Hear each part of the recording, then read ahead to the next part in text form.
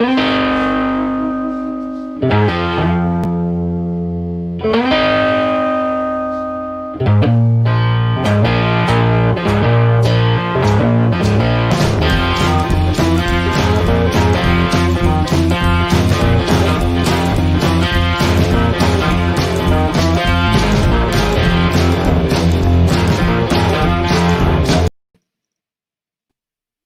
now.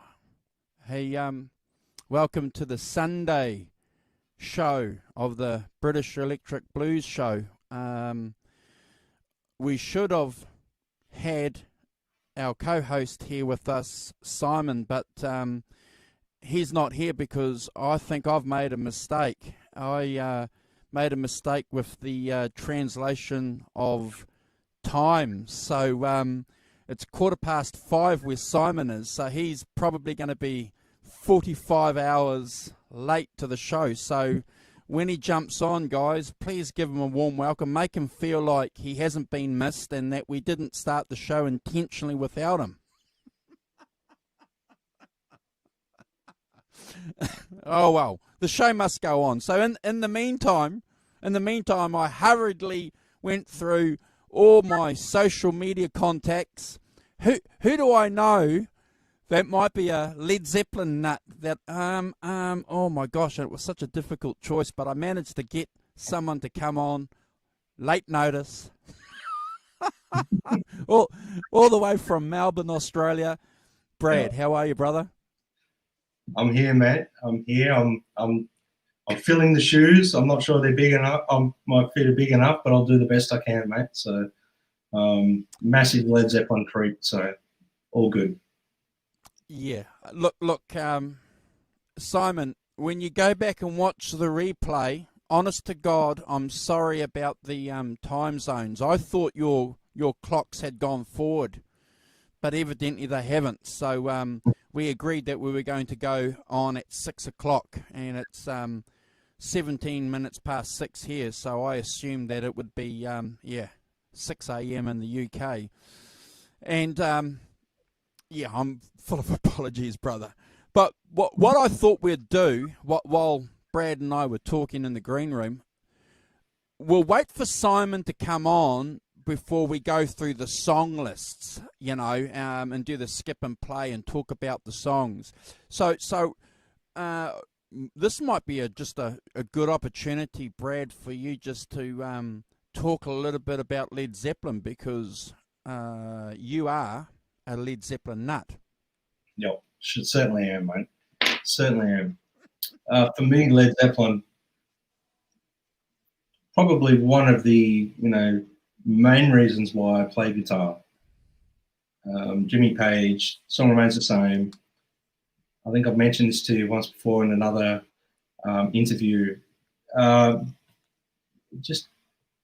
He floored me. I mean, there's game changers out there, but this guy was next level again when it came to flamboyance, blues power, incorporating folk and open tunings. But the whole thing of having that Les Paul slung down below his waist, down by his side playing, I just thought he was the coolest MF ever wearing a dragon suit. It's just, there was something about his persona, the way he played, the tone.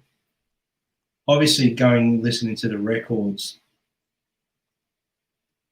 genius when it came to producer, songwriter. Not many people have really, in my opinion, achieved what Led Zeppelin have done.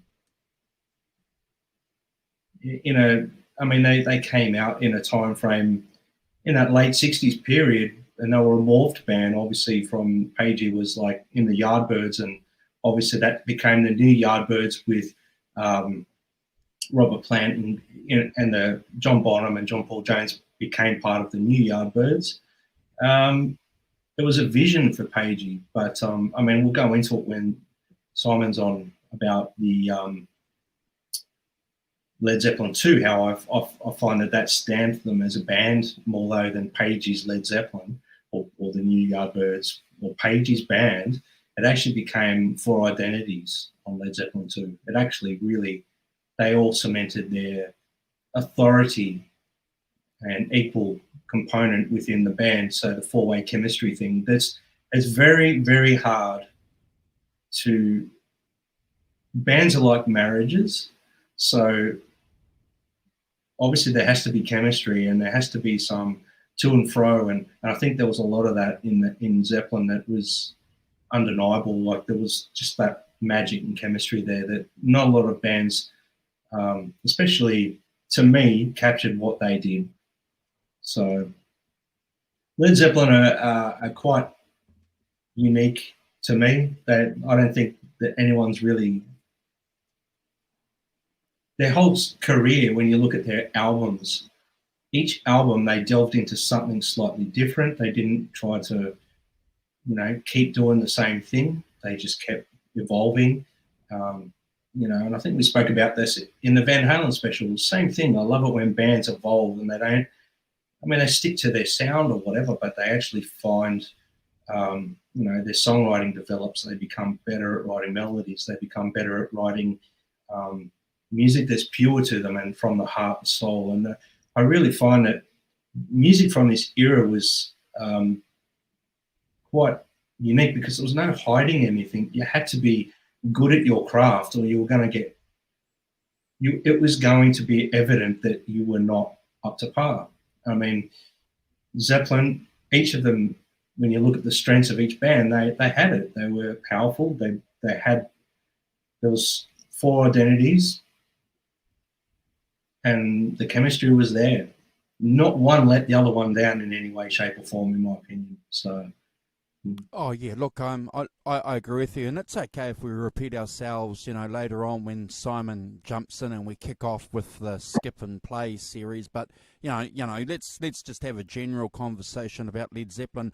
I agree with you. I think, and this is a point that Simon has made on previous shows too about the importance of being in a band, and I like the fact that you talked about it's like a marriage. There has to be chemistry, there has to be something going on, because we certainly know in bands when that works, and we certainly know when that runs out, and bands break up. One of the interesting things about Led Zeppelin is it took a death for the band to break up, and if you want to talk about that, Brad, I think that's pretty interesting because some people were saying that they could have carried on, and they could have got another drummer, and they could have recorded another 3 or 4 albums, and they probably would have gone on to sell millions of copies, but the band didn't want to, Brad. I think that in itself is the band didn't want to continue without John Bonham, so it was a 4-way split the way they saw it. Their sound, their songwriting, everything came from the 4 members. So without one, they were not on par with where they would have been in their opinion. They could have got the best drummer, the best John Bonham clone in, but it wouldn't have been the same. And they just felt so strongly about Led Zeppelin that I think even like Page to this day is like the flag bearer for Led Zeppelin.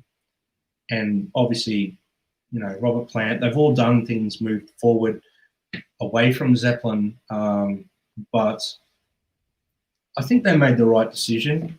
I would have loved to hear more Zeppelin, but you listen to like Led Zeppelin 2, you listen to John Bonham's drumming, it's like an instrument. It's like a musical instrument, not just a drum kit. The way he's playing, I mean, we'll get to it when it gets to Moby Dick and things like that, but there was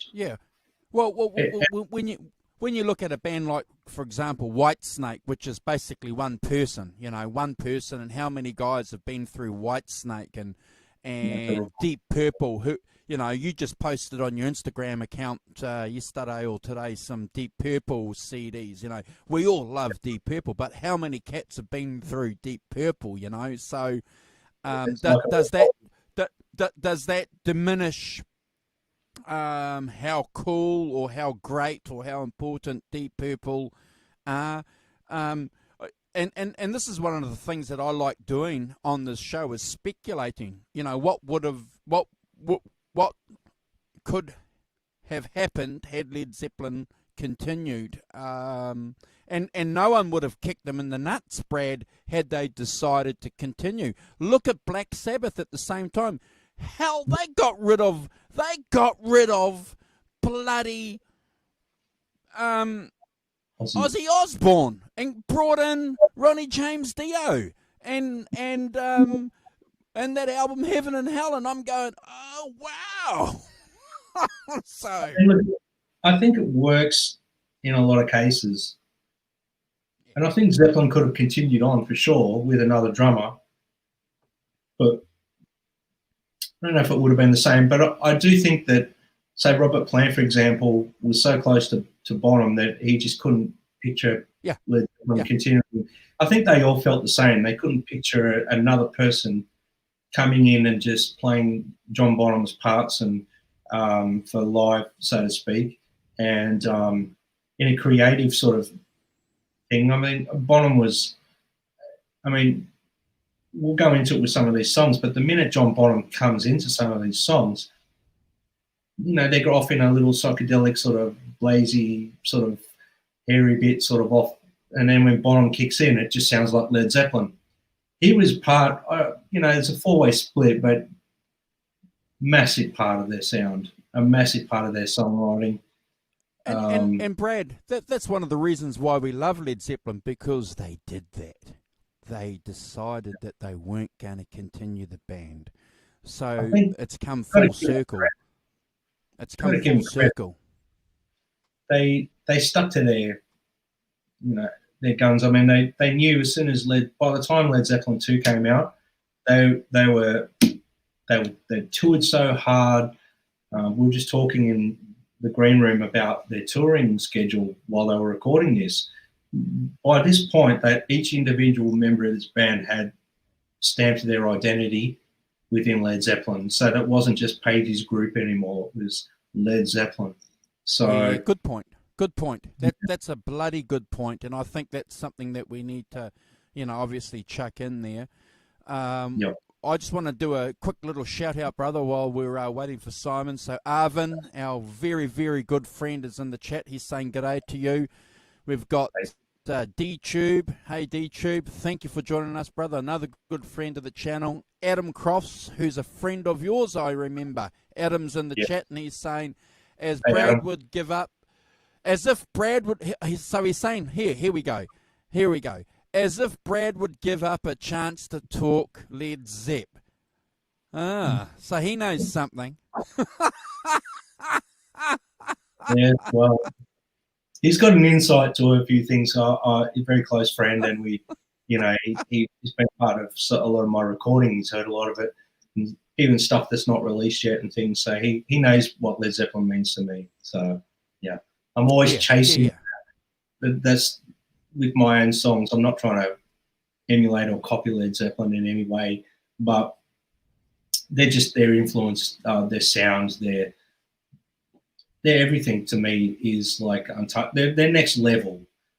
Like there's bands that really, you know, I'm right into so many different styles of music, but there's the Beatles, there's Led Zeppelin, there's Jimi Hendrix, and then obviously from there the rock scene comes into it as well, like the Van Halen, the Guns N' Roses, the, you know, all that stuff, the Whitesnake and all that is in there as well. But for me, Led Zeppelin, I mean, you had Deep Purple, you had Black Sabbath, all those guys coming out around the same time, and they were all fantastic. I love that whole supergroup era. I call it supergroup era because they were, I mean, you listen to Machine Head by Deep Purple, it's iconic. It's a super, like the way they used to record stuff would be pretty much live, and they would just put some overdubs on and things like that. And when we break down some of these songs, we'll talk about that. Obviously, a lot of the stuff. Yeah. Let's just go live tape.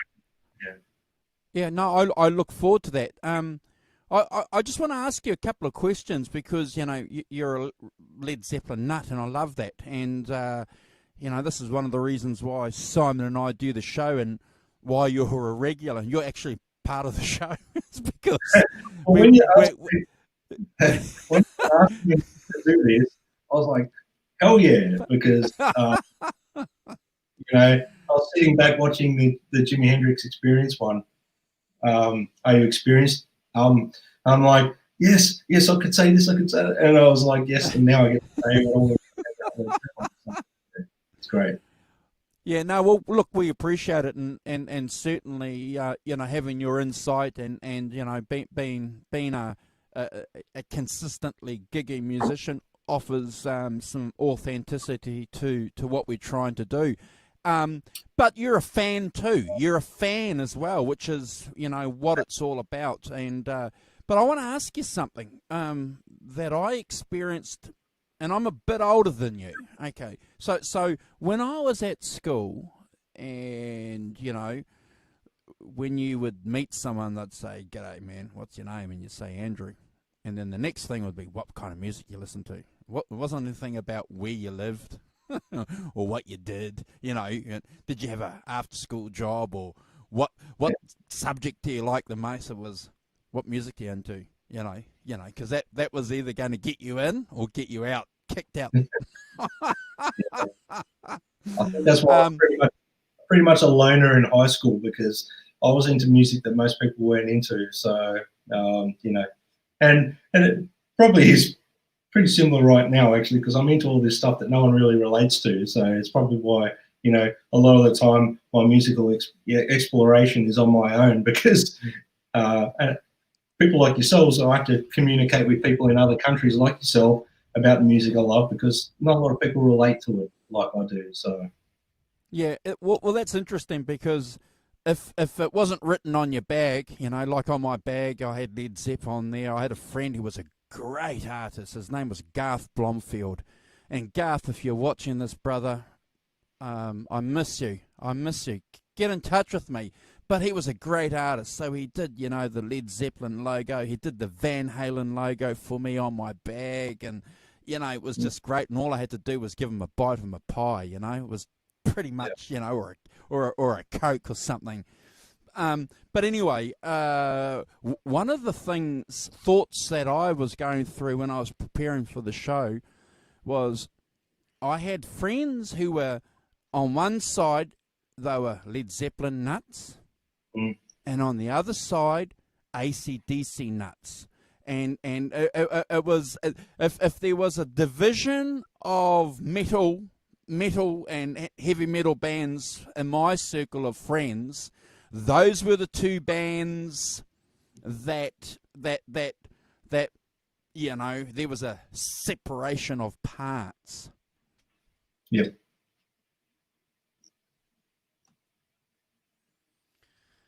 So we've got Great Vanzini saying hello. Ken Cook. I'm sorry, Ken, if I think you're new to the show.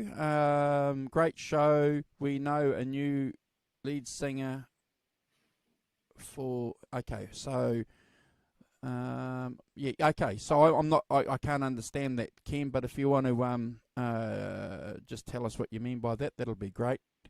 So, guys, we're just waiting for Simon. Because he's leading the show tonight, and unfortunately I've mixed up the time zones with daylight saving between Australia, New Zealand, and the UK. Have you given him another message? Or? Yeah. Well, it's 6:30, so it's 5:30. So we'll just hang out until he gets on here. No, he's not up yet. So how's things going, without getting too political, over in Melbourne with your restrictions from lockdown? Have you managed to taste a bit of freedom? Look, the restrictions have been lifted. We got down to 0 cases on a couple of days, which was really, when you compare the amount of cases we've got to somewhere in, say, the UK and things like that, it's absolutely nothing. So, I don't want to get too political, and there's a lot of, things that I could go into, but I personally am relieved that we've got some freedom back, that we can actually get out and, You know, I mean, we can only go 25 kilometers from home, but there's a sense of like light at the end of the tunnel, which is hopefully it's not sort of taken away now. But yeah, look, it feels a little bit more like we've got some sense of, there's a sense of hope again, you know, like at some point, you know, for myself, I'll be able to get out to the gym, for example, and things like that, which it's been really torturous on me because I'm quite an active person. So I can't, you know, there's only so much you can do when you haven't got gym equipment. I mean, you can keep healthy and fit by going to a park and doing things, but the way I train, that really does nothing for me. You know, I need to really just go and lift some weight and things. So what I'm saying is there's a sense of light at the end of the tunnel. We can get there at some point and, you know, hopefully get out and start performing again and things like that. So, but that being said, I do know a lot of people, well, not a lot, but I know a few people that have actually caught COVID in other countries and especially in the US. And, you know, it is a real thing. So it's something that, you know, we just, in Melbourne, I'm hoping people don't go stupid and adhere to the things that we're being asked to do and wear masks in public and things like, you know, mate, if 12-year-old kids can do it and they don't complain about it, then why are adults complaining? That's kind of where my head's at, but I don't want to go into it in too much detail because there's people that are against it and stuff. So each to their own, and I appreciate their point of view as well. Oh, look, I think we have to do what we have to do. You know, the 4 weeks of lockdown that we had drove me crazy. I'm a social cat. You know, I've got to go out and do things. I've got to be just interacting. And, you know, the first week I kind of enjoyed it.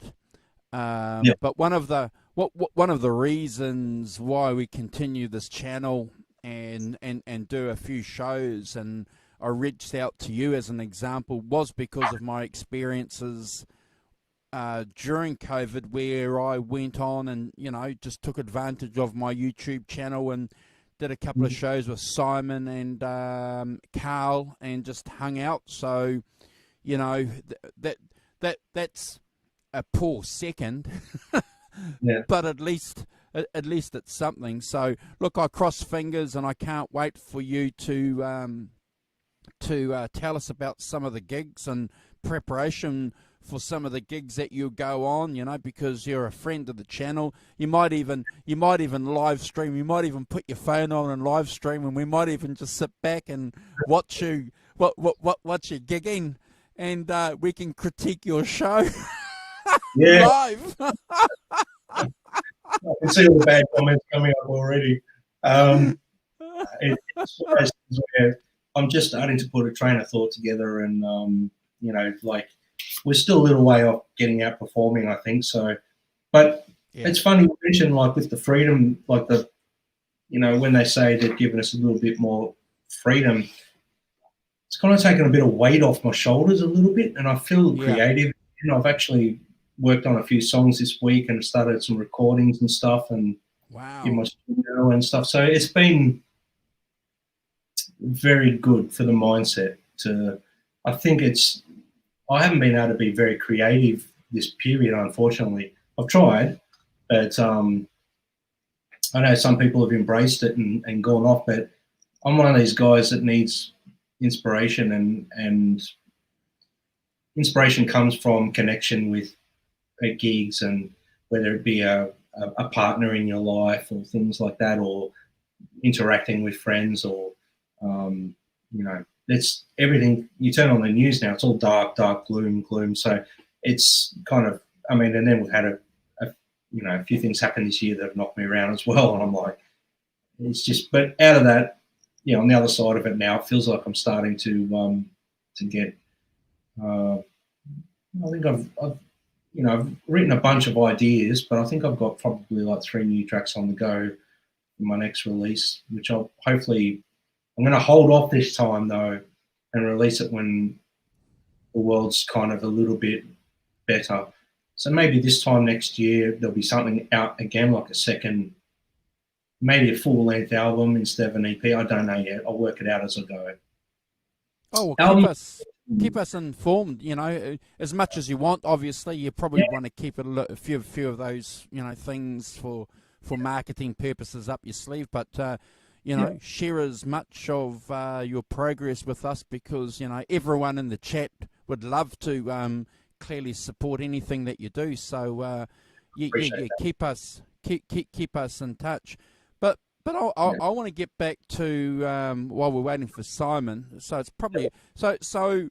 When did you become Led Zeppelin nut? Was there a moment? Like for example, a lot of guys will say, when I heard Eruption, I became a EVH nut. Yeah. Was there some kind of light bulb experience with you that you want to share? Would have been this album actually, Led Zeppelin 2. Um, Hollow Love and all that would have been one of those moments that I heard it, I was like connected to it, I really resonated with it. I was like, wow, this is, got goosebumps, and I get goosebumps thinking about it. But for me, the whole Song Remains the Same video at the time was one of those moments for me. I watched that and then I was like, no, I want to do that. I want to actually do that. Let's not muck around anymore. Let's get a guitar. Let's do this. It was like probably the early Led Zeppelin records, like Led Zeppelin 2, the first Led Zeppelin 2, and Led Zeppelin 3. Always loved Since I've Been Loving You, and that sort of energy that was transpired through the music. It was just so pure, and you know that was a live tape, by the way. That version of Since I've Been Loving You is live. There's no overdubs. That's just a band in their element playing and performing. Like in these days, I'm recording all the instruments and patching and this and that and jumping in, jumping out, and that. No, it was all just play. So Okay. that to me, it would have been Song Remains the Same, to answer your question, when I watched that DVD and watching the band, how powerful they were from the very first like drum intro to rock and roll, onwards.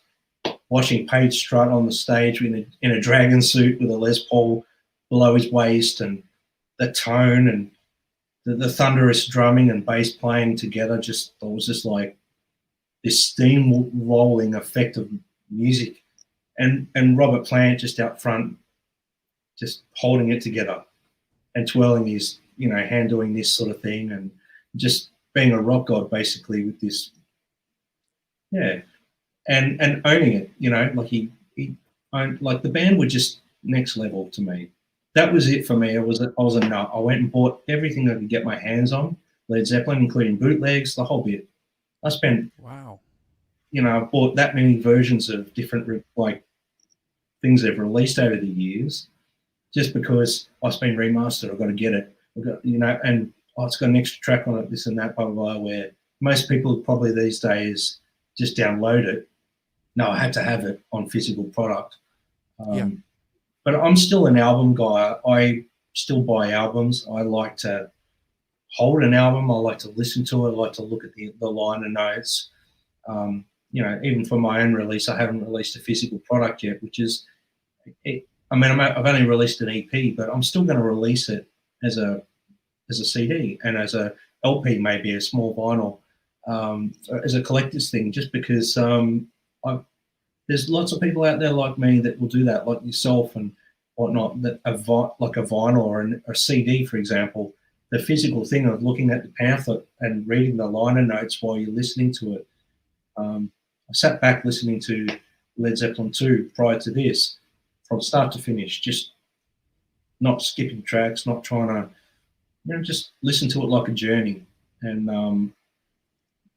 not a lot of bands can release a full-length album and it get taken seriously anymore. It's kind of like people pick one or two songs, they'll put them to their playlist on Spotify, and the rest of the album goes to. So what I'm saying, their attention span for a whole record these days, I'm not sure it's the way to go anymore, to release like a full-length record.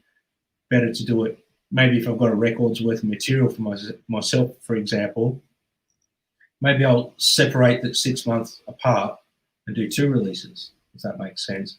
I do 2 EPs, because the attention span for 10 songs is almost not there anymore, for unless you're a fan of the band, if that makes sense.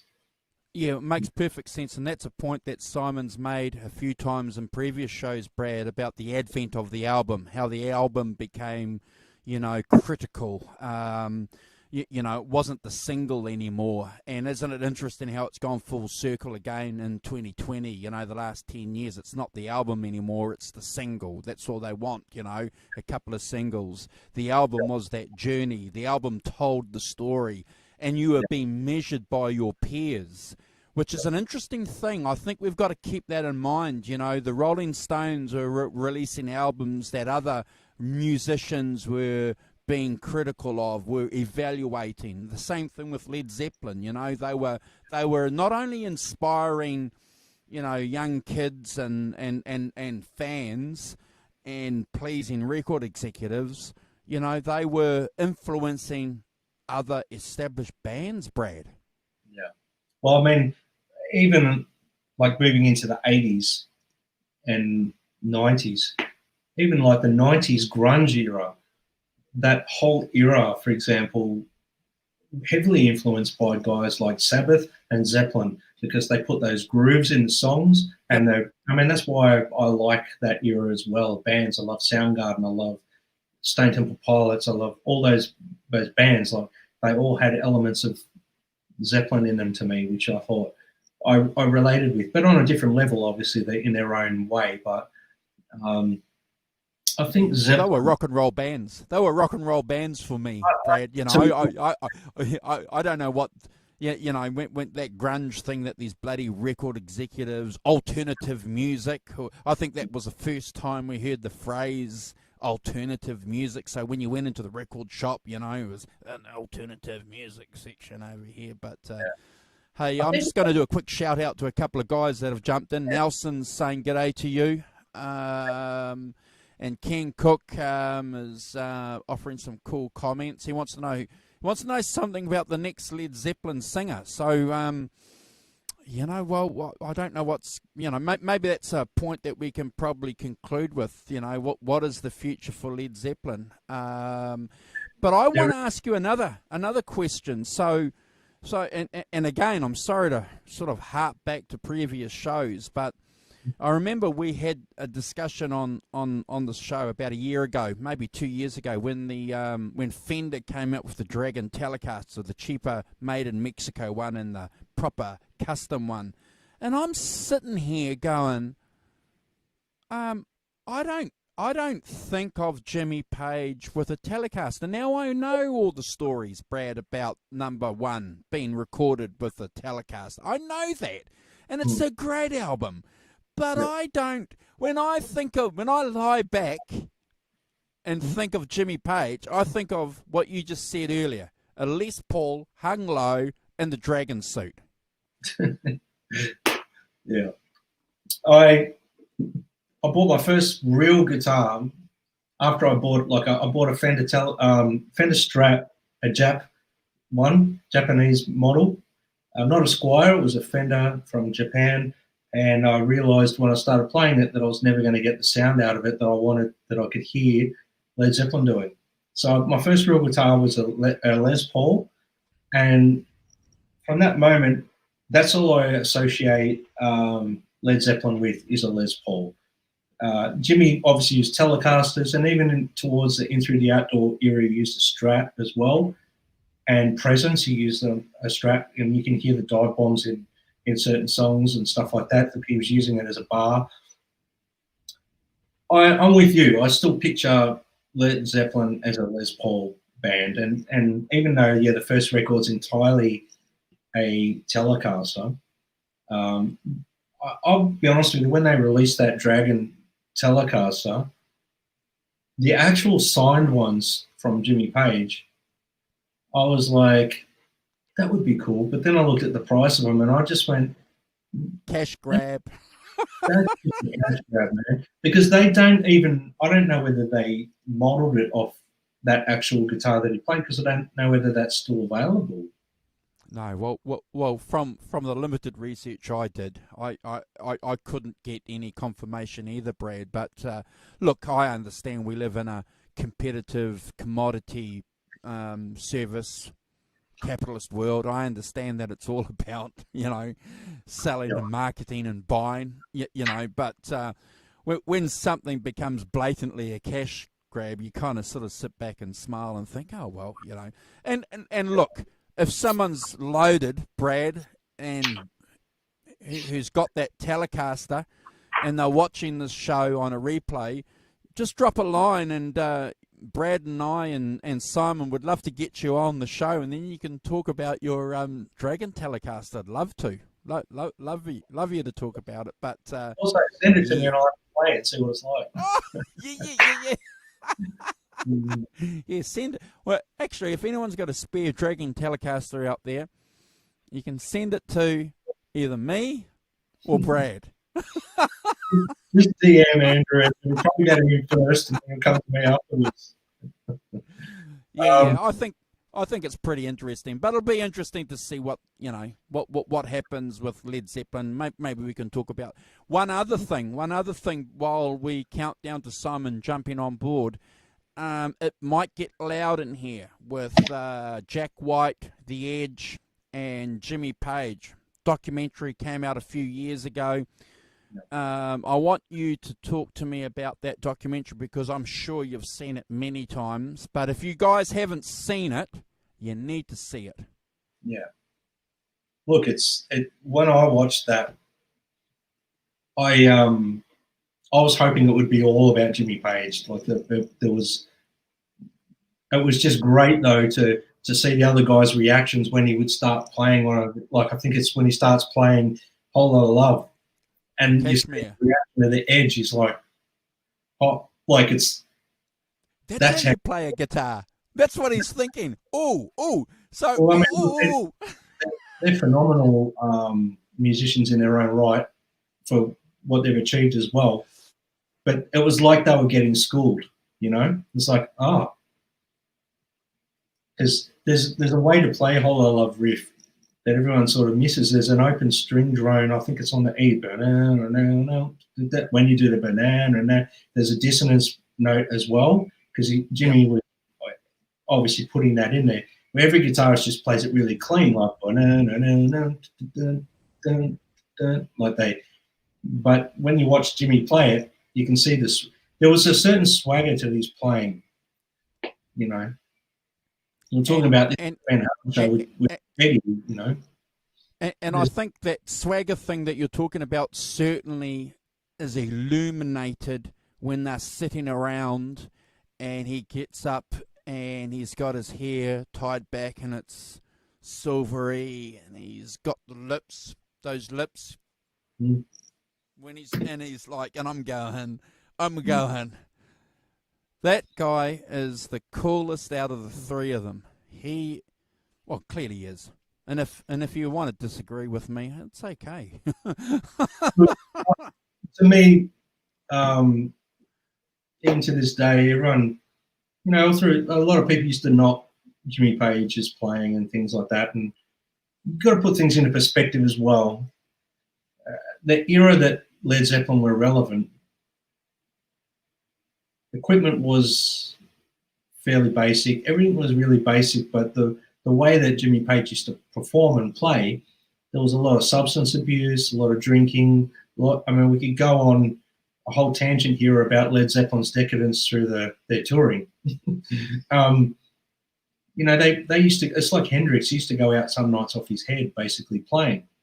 And I'm sure there's stuff that Page and Robert Plant and John Paul Jones would not like. And if Bonham was alive, he'd be horrified to hear some of the bootlegs that are out there because people listen to it and they go, oh, that's terrible, it's messy, it's this and that. But remember, these guys were off their face. They're playing for like nearly 3 hours and 2 shows in a day on 32 shows for one leg of a tour. Yeah. And their gigs would be like 4 days in a row. They'd be playing 2 shows a day. I mean, most musos would blow themselves out and not be able to perform. So put things into perspective. it was an era where their management just overbooked them, and they weren't trying to look after the musician as such. They were trying to make money and generate success, and that was what they did. You know, their first record, when you listen to Led Zeppelin 1, was recorded in 48 hours. Yeah. But Grant, though, talks about it in his biography, saying that one of the reasons why they pushed a lot of these musicians early was because they didn't realise or didn't know how long they were going to be around for, Brad. So, you know, it's called music business for a reason, because it's business, you know. So if there's an element of exploitation there, unfortunately we've seen it, haven't we? And we've seen it with a lot of famous bands and a lot of famous acts over the years getting ripped off. You know, Tom Petty's one that comes to my mind, getting ripped off, and you know, so yeah. Unfortunately, it's a byproduct. And you've probably been a gigging musician in Aussie, probably know guys who've been ripped off too. Yeah, definitely. I've got some close friends that I'll leave them nameless, but yeah, they've had fairly successful bands in Australia, for example, and worldwide. And yeah, the management is, it's the music industry is a lot different now.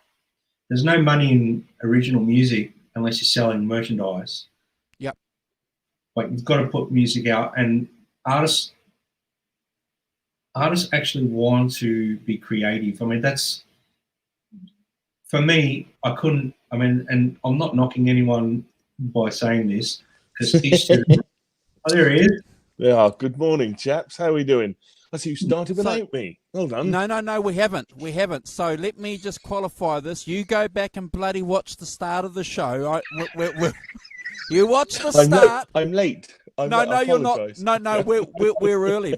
Because I'm on and I'm waiting, and Brad and I are in the green room, and I go, where's Simon? And then I had a look at the thing. I thought, shit, so I thought your 6 o'clock was my 6 o'clock. When does that happen? Well, not right now. What time is it there now? It's 7 o'clock now. Right, so it's 6 o'clock here. So I'm a year behind. Yes, I'm a year. An hour. It's an hour difference now. So we've gone like that, haven't we?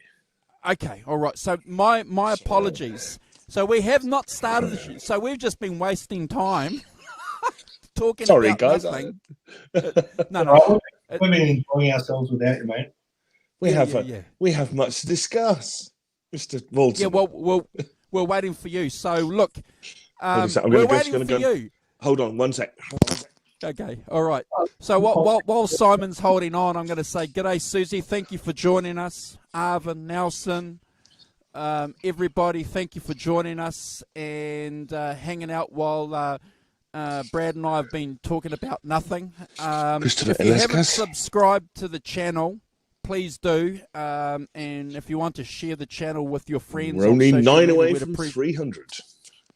Yeah, we'd appreciate any support that you guys can give us. So, Simon, would you like to lead us into the introduction of, because we've been dying to talk about it, but we haven't. Well done. That's very good. It's really most good of you to. Just get myself straight a minute. Loosen up. Who have we got? Good morning, Arvin, Susie Cherry, and Nelson Rodriguez, and Christopher Ilasquez. How you doing? Oh, we got a few. And Gray Vanzini, good morning. We got a few. No, excellent. D-Tube. What else we got? Where's people? Simon should be at the top of the screen. No, it's fine. I am at the bottom where I should be. I know my place, Brad, don't I? It's yeah. I have to know my place at the bottom. That's fine. So how are we doing, guys? We had good weeks.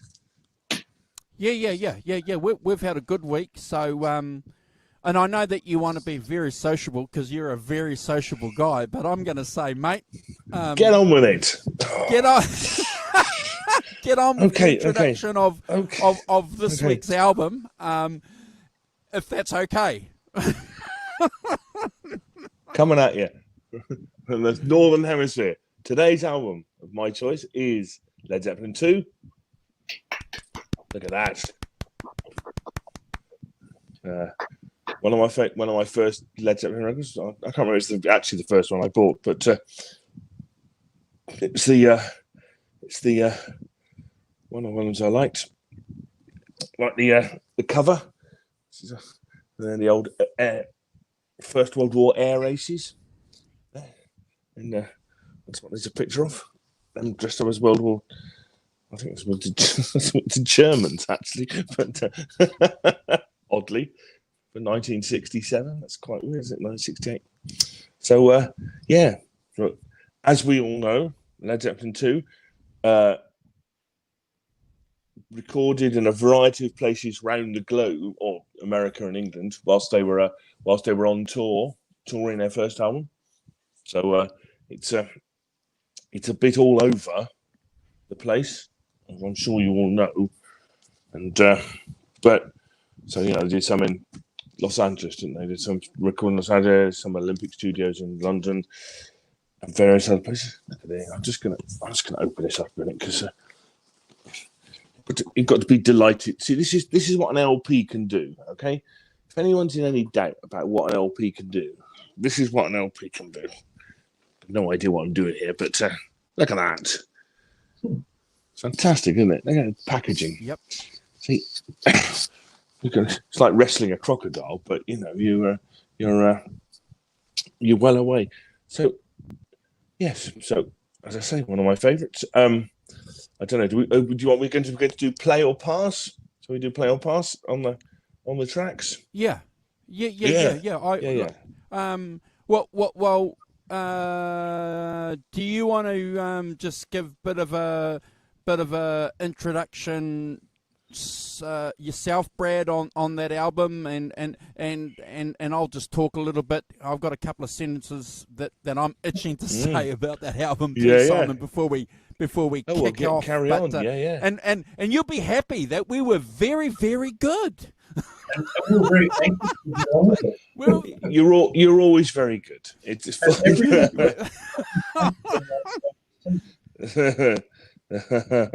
all right, Brad. Give us a quick. Go on, Brad. Give us a quick. He's got his t-shirt on as well. This record, we take into account, was recorded like you said, Simon, over 13 different studios worldwide. It's pretty wild, isn't it? They were touring extremely hard. They were on, like, for example, one leg of their tour, they did 32 shows, sometimes twice a day. Their record company, Atlantic Records, wanted to get them in and record a follow-up to their Led Zeppelin 1 record. The same year, they wanted a backup record straight off the bat because of the success of that record. So they were forced into a situation of recording all around the globe. They went in, they were in the middle of their American tour. They had to go in and record. I think they recorded A Whole Lot of Love and I've forgotten the other song now. I can't remember what it is. What Is and What Should Never Be, I think it was, at Olympic Studios in London. Obviously, from there, the songs that they were recording were developed and shaped into place while they were touring, like live. They never really rehearsed them. They never really they would write in sporadic moments throughout. And you've also got to remember, in the period of their time frame, they were partying really hard. They're touring that.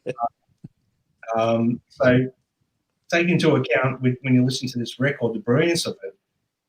I mean, most people would fall off the edge. I mean, they were young guys at the time, but we were just saying, I think prior to you coming on, Simon, that the amount of shows they were doing alone, most performers these days wouldn't keep up with that. No. And in that time frame, they were trying to record this album, which was like a explosion of energy, sensuality, and eroticism even in the songs. So I think the interesting part for me is that they're unlike most bands that you can think of. That most bands, their first album is something that they spent the last 10 years writing. getting together, and then eventually they get to the point where they get a record deal because they've gigged, and and they get a record deal and they record, and that first 10-song set, whatever, is the product of N years of being together, playing, and all of that. Now, Led Zeppelin, not that at all. Get together, in the studio, first time, play Hear My Train Coming, Magic, record an album, straight, pretty much, and then record another one within the year, less than a year later, they're recording a second one. I think that's quite really unusual for a band, as I say, and they haven't had that build up. And it was like an explosion with Led Zeppelin. They're still a blues-based band, but there was much more to like a carnal approach to their music, and they were quite flamboyant. So they captured that in the recordings, which I think they did. They didn't really try to. I think they had a vision, like especially Page at the start. Page, but he's the man with the vision, as you would Led Zeppelin. Absolutely. Album, we were saying just before you came on, Simon, that I think this watermarked them as a band. This album, not so much as Jimmy Page's Led Zeppelin, Jimmy Page's band. They all created their own identity in this album as equal members, in my opinion. Because they do write a bit. Robert Plant starts writing, doesn't he, and things, and well, it's the first album, isn't it? Credits. It's an album where it doesn't necessarily become, covers, even though they are heavily influenced by, established blues songs and other artists. But we'll probably talk about that though through the songs. But Simon, I'm glad you've picked this album. It's my favourite Led Zeppelin album. Cool. And one of the reasons why it's my favourite Led Zeppelin album is I think you've hit the nail on the head by showing the cover. The cover is cool, and rock and roll is about the visuals as well, isn't it? It's not just about the music. It's about the cool Les Paul hung slow and low, the dragon suit, those guys dressed as Zeppelin pilots. And only Englishmen would do that, dressed as Zeppelin pilots. It's a bit like the Rolling Stones dressing up as women. Only an Englishman would do that. This is a group of German Air Force flying called the Flying Circus, led by the Red Baron. Yeah, this is I don't know. One of these is the Red Baron, obviously, and they sort of inserted themselves. The guy who did it, David Juniper, inserted them into this picture of these German flying agents. If you think about it, it's quite bold because only 20 years after the end of the Second World War.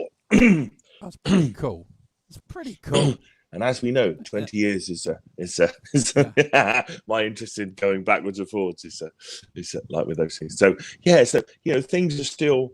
I think in the 60s we could say that the thing with Germany is still quite raw, especially with the older generation, the generation that fought. And but any album, Simon, to knock Abbey Road off number one, see, pretty good. Yeah. Oh, yes, absolutely. I've forgotten that. Yes, yeah. But for me, but still, containing all the elements that that pay the folky elements, the rock, the blues, developing those things, and maybe it's a bit more instrumentation, Hammond organ on this one. John Paul Jones playing anything different, John Paul Jones will play it. That was the saying in Led Zeppelin. Don't need any more members. If you need anything else needs playing, John Paul Jones can play it.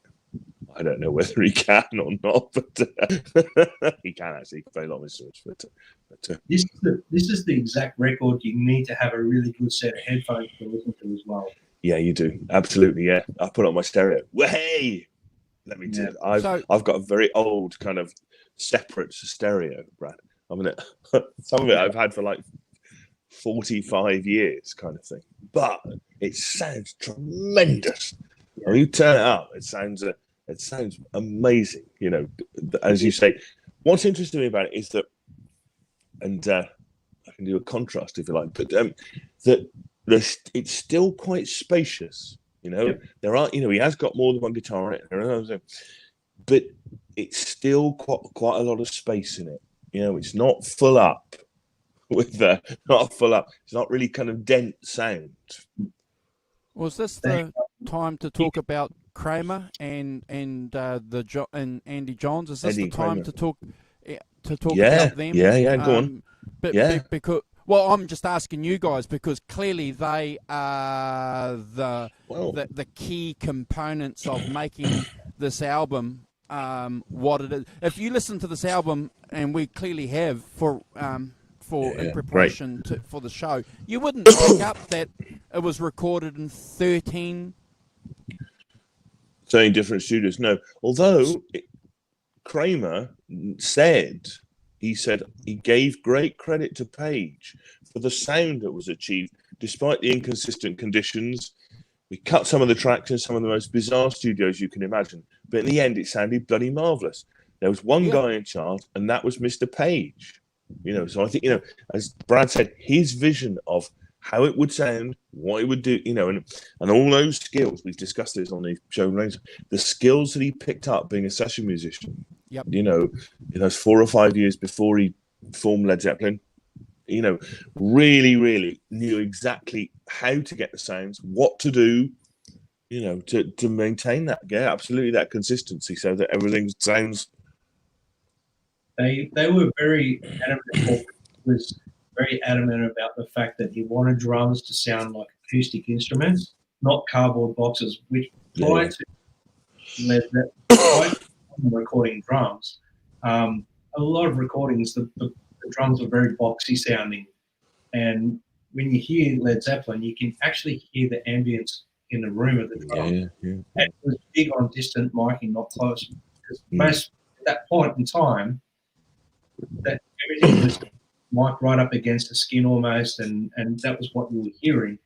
Where Page is like, well, that doesn't sound like a drum kit sounds like. So he had a vision, and I think, you know, we talked about like Hendrix and Van Halen. I think Page, as a songwriter, producer, guitarist, whatever you want to call him, was another innovator. Yeah. Oh, yeah, tremendous visionary. I think it's, you know, I mean, as I've said on here quite a lot, you know, this is the era that I came in. So I recognise that kind of what they had, what they kind of, you know, when they went into the production thing, what they had, how to make the most out of it, you know, constrained by creative in spite of the constraints, you know, that those constraints make a creative atmosphere and, you know, make you create things in a way that, you know, that maybe having unlimited tracks, unlimited time, and unlimited whatever else necessarily make a better album, makes a different album, not better. Okay, I think that's cool. The brilliant part about it was they captured amazing sounds for the time frame with limited technology. And Page was big on making. He loved to play the John Bonham Jr. drum kit. He wanted to capture that. So that was a big. He wanted to hear that on the recordings, because prior to that, all the session work he'd done, he always said that the drums always like cardboard boxes. Yeah. So I mean, I presume they were using the Glyn Johns method of miking the drums, you know, 3 close and then one over the top. But yeah, and also they will have played in the same room. They would have set up and played, you know. Yeah, there was baffles between them or whatever, but certainly with room mics and stuff, you know, you're going to get the, you know, the guitars, the basic guitars. But towards the end of their career, like Zeppelin 3, they recorded, say, "Since I've Been Loving You" is completely live tape, including vocals. In My Time of Dying or Physical Graffiti, same thing. There's no overdubs. It's all live. Like, people need to put that into perspective when you listen to those recordings. They were done in a time frame where time was of the essence, and they just wanted to capture what they did on stage. They didn't really care about perfection. So no, that's right. Yeah. They are. Since I've Been Loving You is a show all of its own. Discuss that song. I mean, I think that's one of the great blues songs. I mean, really, really, that's with it up there with anything else you care to come up with. I agree that playing it live, that single take all the way through, and Page's inventiveness, feel, I just, for me, it's one of the great Zeppelin tracks since I Belong You. It's like, they stamped themselves as individual musos, in my opinion, within their own identity, equal to Page within their own right. I mean, John Paul Jones on this album shines, Bonzo on the drums. They captured. The first record was just like, bam, like an explosion. This record was the same, but they all individually stamped themselves as people, in my opinion. Started writing his own lyrics and started becoming prevalent in picking what he was done, whatever he was guiding him. He backed off. Just said, there's a point I made on one of the songs, which we'll get to, where they used to, I won't get into it now because it will spoil it for later. That's right. Okay. I think the other thing. Do you want to kick Andrew. off with the first song? Well, do you want to kick off? Say, Andrew, you were going to say something. Yeah. You had two things you were going to say about this record. Yeah. Well, I just I'm glad that Simon picked the album. It's an album worth discussing, and it's deeply rooted in the British electric blues tradition, and hopefully we'll draw that out with our conversation as we talk about the songs, because this is the whole reason why we do the show, is to get some of this information out. But and it's my favourite album, so I'm looking forward to listening to what you guys have to say about it. And obviously we're getting some good comments in the chat there from the followers of the channel. So Simon, the first track. I was going to say before that, we should also say first album which had the Les Paul on it.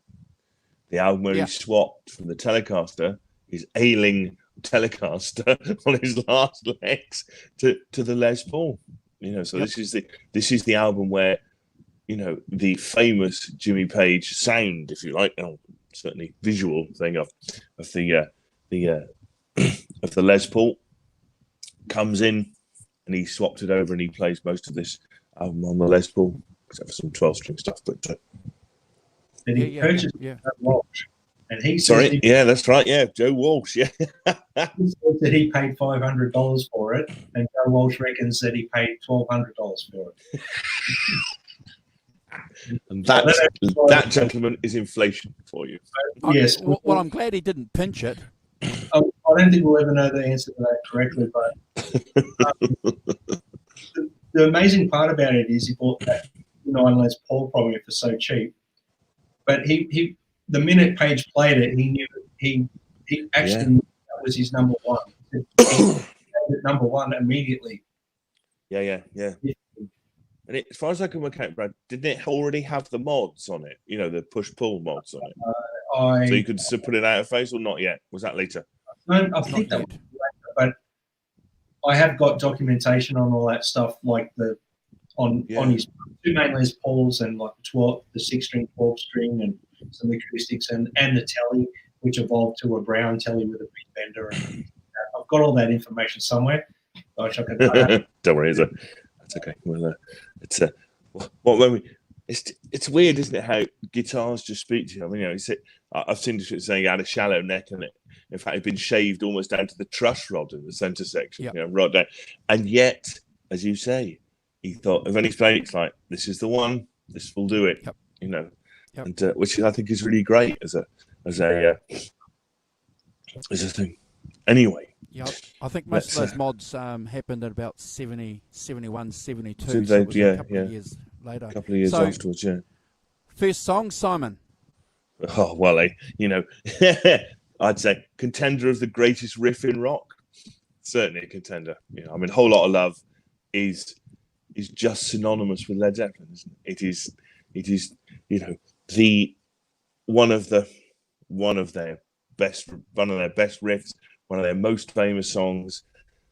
it's a variation on a Willie Dixon song, and I don't know if I listened to this because I read it, and it does resemble the Small Faces track called "You Need Loving." I don't know if you've heard it.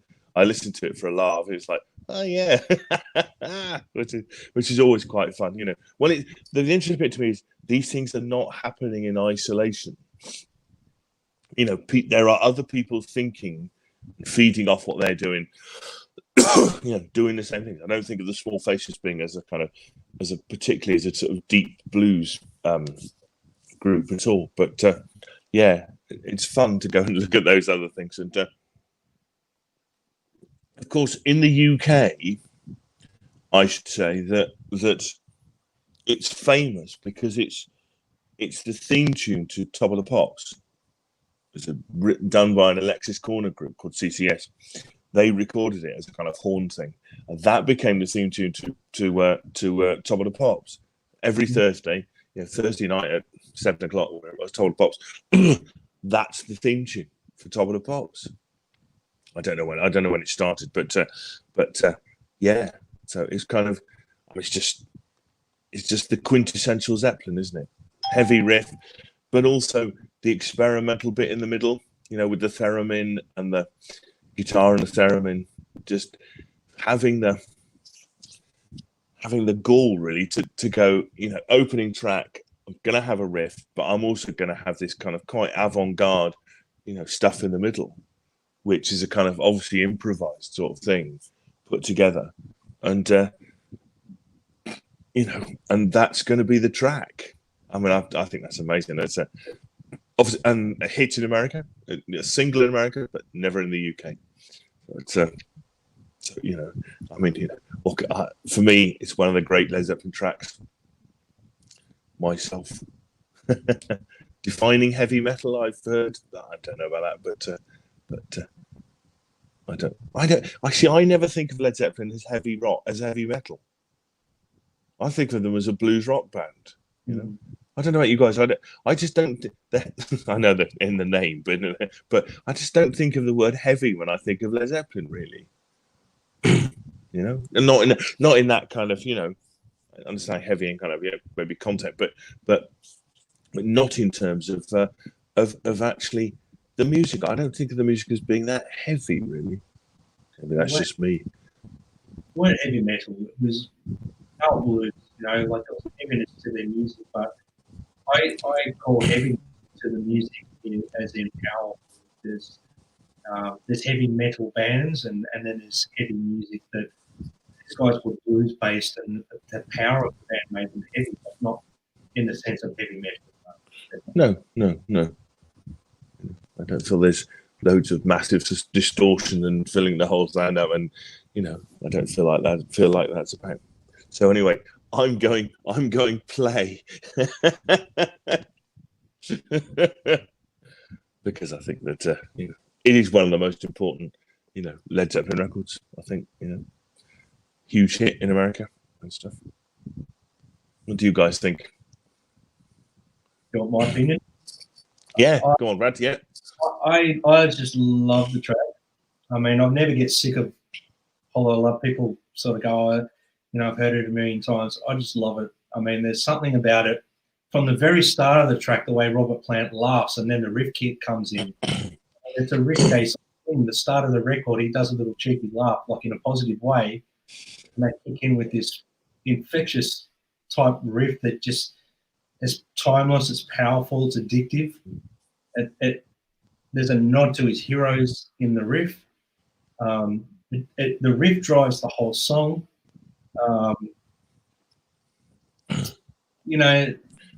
Then the lyrical and the vocals. I mean, the forbidden pleasures, the praise of physical love, the orgasmic freakouts, the tones, the theremin, the percussion in the middle of the song, the sex chaos, and the heavy rock vibe.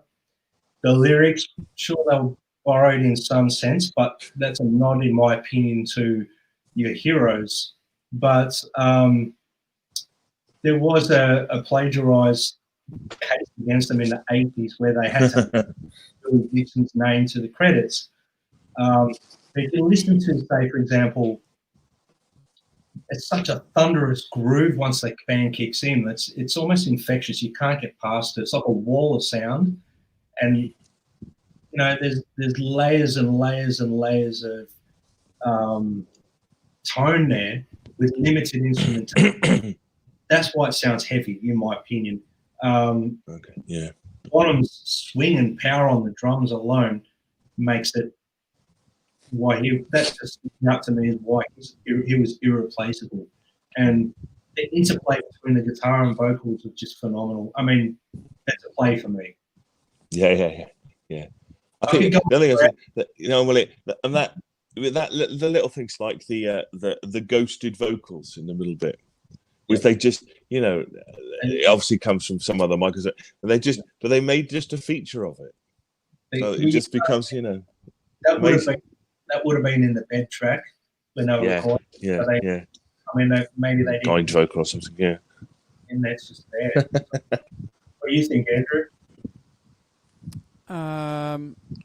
Okay, so I just want to share with you guys just something. Just hold on. So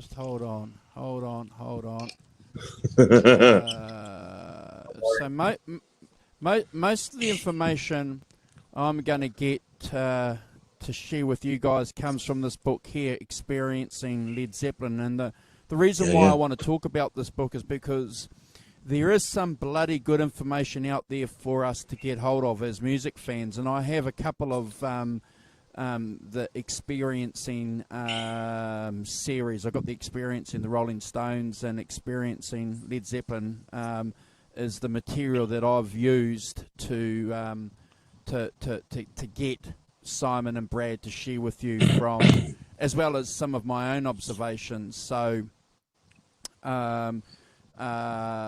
nothing I'm going to say is going to be completely unique to me. So if I can make a nod to this book and ask you guys to check it out, please do. You won't be disappointed. But getting back to the song, Simon, quickly, it's ear candy.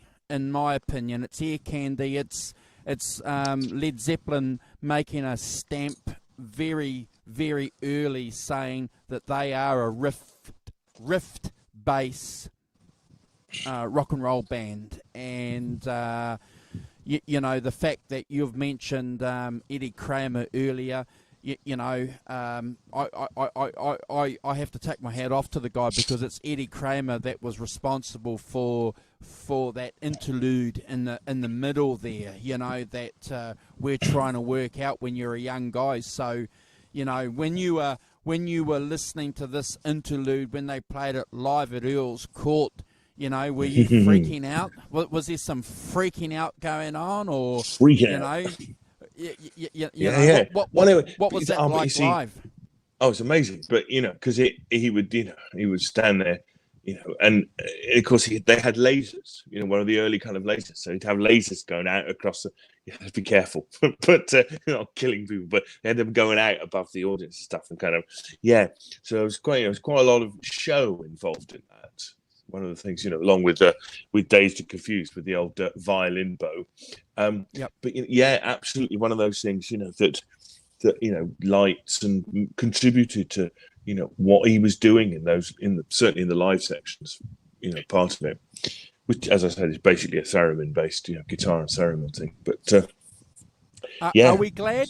Are we glad that they managed to get the royalties and the recognition in '85? Dixon gets credited finally. Are we all happy about that? We can put that to rest and not accuse Led Zeppelin of being plagiarizers and thieves. We can say that they were just playing stuff that they'd been listening to for years.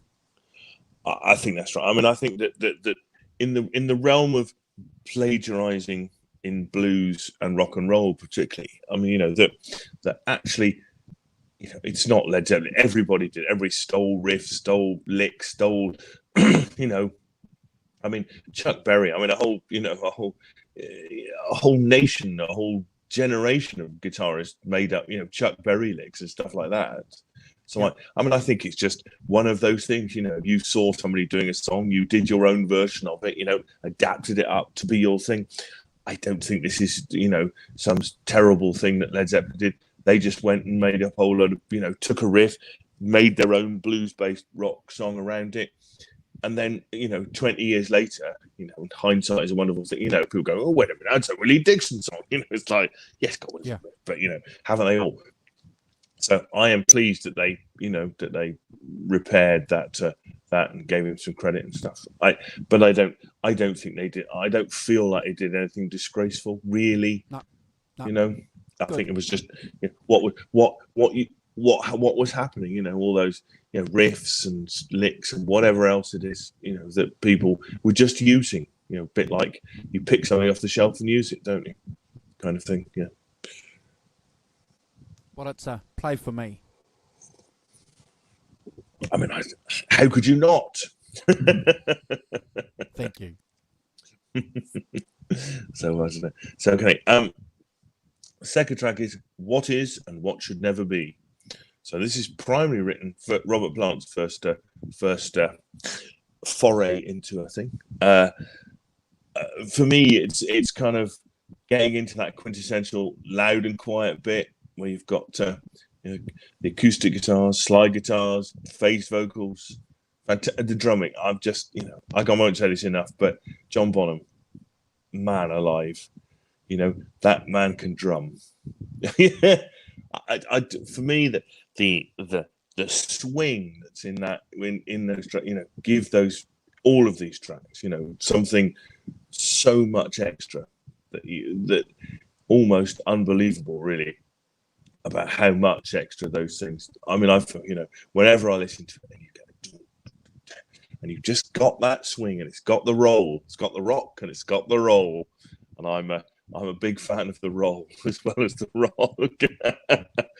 So for me, great track, great singing, and that kind of dynamic that Page had, the quiet, loud dynamic and bit that he brought to it. That I think is a quintessential signature bit of Led Zeppelin, and for me, a really good track. Yeah, really good. Brad. Play. Play. I'll give you my take on it. What Is and What Should Never Be is probably one of my highlights on this record. Wow. In my very first original band, we used to cover it. I think we actually did a recording of it at some time. And somewhat maybe, it was one of those tracks where, you would think, oh, you'll cover Apollo Love or something that someone would know, but it's more of a deeper cut for someone who doesn't get into Zeppelin. But, starts off with that a cappella Robert Plant sort of vocal. And from my understanding and from my research, it's probably the very first track that Page Plant wrote together as just partnership. And obviously there's something illicit with and a forbidden love or something with the title. And if you listen to the lyrical content, it alludes to that. But his vocal melody in the song, his singing, the gentle, sensual, and then the power, and then back to the gentle, the sensual, and then the power again. And a lot of, we were just talking about grunge era, they copped from that as well, that whole light shade thing that Zeppelin did. Beautifully layered guitars. Technically nothing too outrageous, but the slide guitar, the rhythm, the underlying rhythm, the overtone stuff when it gets heavier. The drums, same thing. Airy drums, the thunderous, then back, the thunderous, then back. But knowing when to lay it thick and when to pull it back is what a lot of drummers do. And Bonham knew just instinctively what to do. Light, just bring it in, and he always had this swing. And probably something melodic bass playing you'll ever hear anyone do. I've got a blues band, and we've covered Ramble On and stuff like that, which we'll get to. But the bass playing in this song is just so delicate yet powerful. And then when it kicks in, like the way Jonesy played with Bonham was like this wall of sound within its own. There was something about this rhythm section that a lot of bands have tried to copy and they never really get it. But this song. Can you pinpoint it, Brad? Can you pinpoint what they did, particularly as musicians together? Okay, you watch Song Remains the Same, and I've seen a lot of footage and stuff, but everyone knows that video. When in the middle of Dazed and Confused, when they go to California, if you're going to go to San Francisco, be sure to festival. Yeah. If you watch break into it, Bonham and Jonesy are just watching each other, and Jonesy plays something, and Bonham's like, no, not yet. Like they yeah. History there by the mid 70s, well, the early 70s, 71, 72, 73, they were untouchable as a rhythm section. They were just. See, look, to me, that's the essence of a great band. They're within 3 feet of each other. You know, obviously looking from Bonzo's perspective. Just they're all watching each other, all looking. Amazing kind of as you say, the synchronicity of undeniable chemistry there, which is something that a lot of bands miss. But for me, What Is and What Should Never Be, probably one of the highlights of the record for me, and it would never get skipped. Never. I would actually stop what I'm doing. Yes. I agree with you, Brad. I think it's and Simon, it's a mandatory song. You know, you've got Jimmy Green in there playing some slide guitar there, and he's playing slide and standard, which is something that a lot of guys weren't doing at that stage. So that just goes to show that he was truly, a guitar genius. And I mentioned I want to. One of you guys said something about it's important to listen to music through headphones. In fact, I'm going to probably say you should listen to all music through headphones, because that's going to give you an understanding of the production that the guys wanted. You know, that stereo panning that they've got going with Jimmy's guitar, and that phasing that they managed to get with Robert Plant's vocals. It's just phenomenal. Look, I agree with you guys. It's and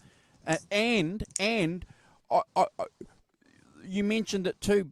Both of you guys said that it's a close collaboration between Plant and Page. You know, they wrote that song, from what I've read, acoustically.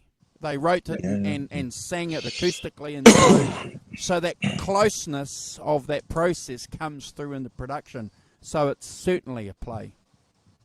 Well, certainly in that thing about writing while you're on the road, isn't it? You know, the only real way you're going to do that is by back then is by having an acoustic guitar and some ideas, seeing what comes. Yeah, I think that it's one of those things that talking about. You're looking back on it from the then. If you think about it, in the context of what was going on then, it was I think this is you kind of lose the.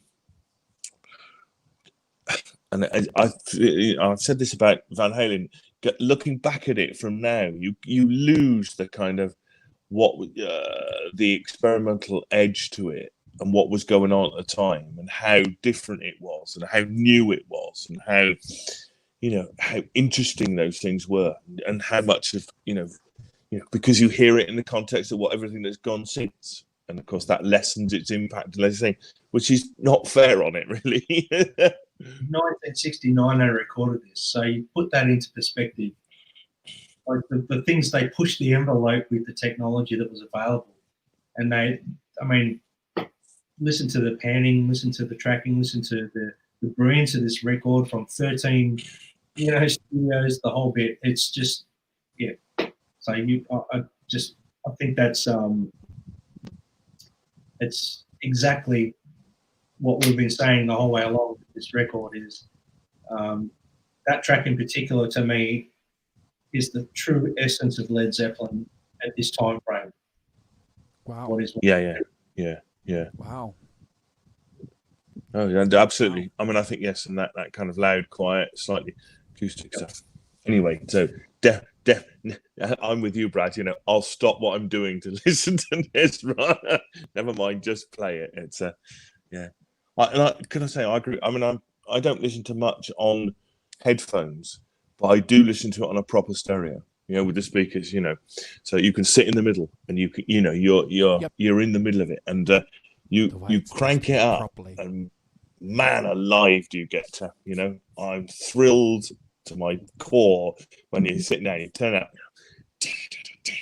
you know, and you just get it, like, makes the hairs on the back of my head stand up. Even that breakdown section after the slide is dun dun, and the guitar comes here, then here. Yeah, absolutely. And the There's wall so much of those little things in that. Yeah, absolutely. And, you know, clearly, you know, made up them, you know, done themselves kind of thing. Is kind of. Anyway, so that's what is never me. Third track is can I say, I'm cheered by an album that only has 11 tracks. Plus in my book straight away. You know, 40 minutes, fine.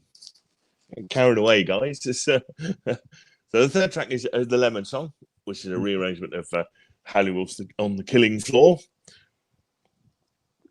And obviously has the sexually charged lyrics in it and stuff like that, but borrowed from Robert Johnson's Travelling Riverside Blues. But again, you know, a great riff and stuff like that. And I love things. I made a note. There's a kind of, he does a little kind of stutter into the 5 chord, which is just like fantastic, you know.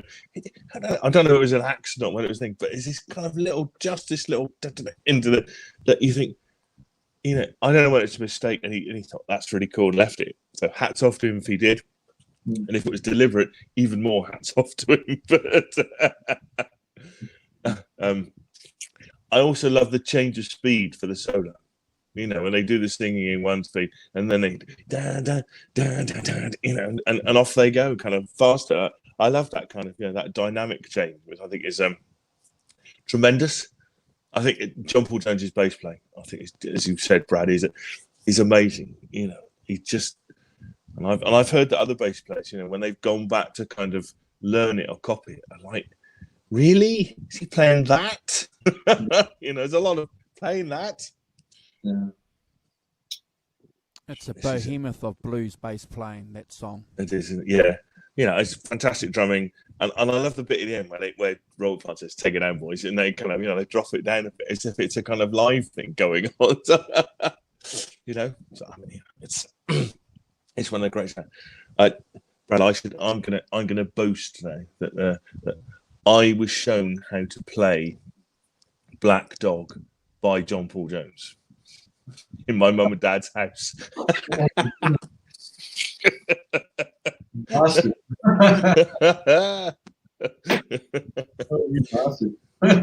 Yeah.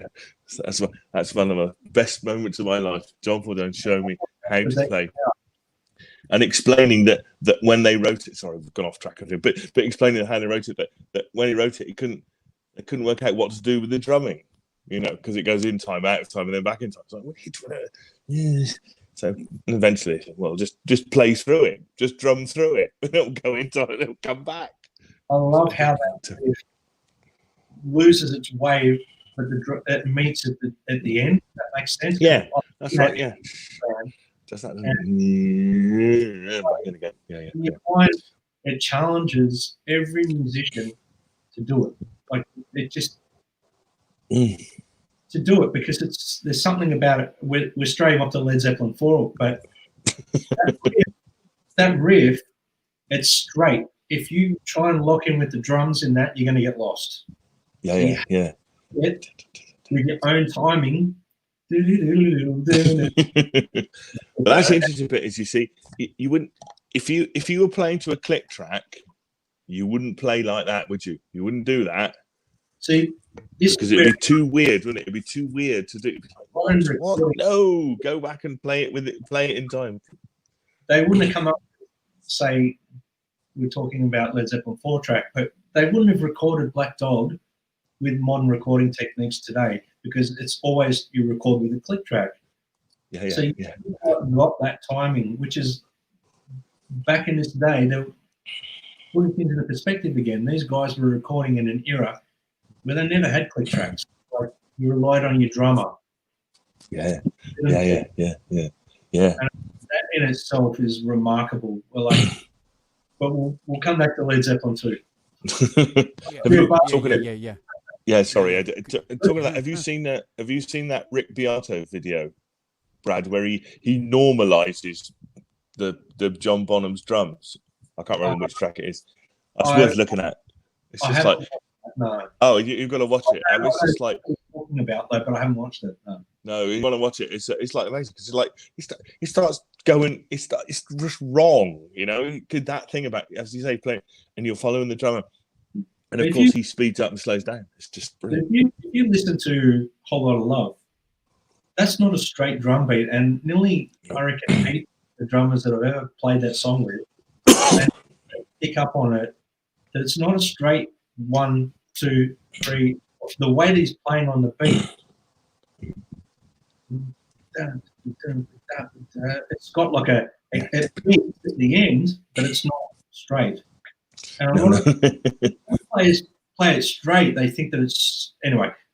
To me, that's where the 69. These guys were like this by that stage because they toured and played so hard that they just knew that they could record Whole Lot of Love. And Bonzo was just like, "Yep, I know what I'm doing." You listen to that, the snare and the kick are slightly off time to 1, 2, 3, 4.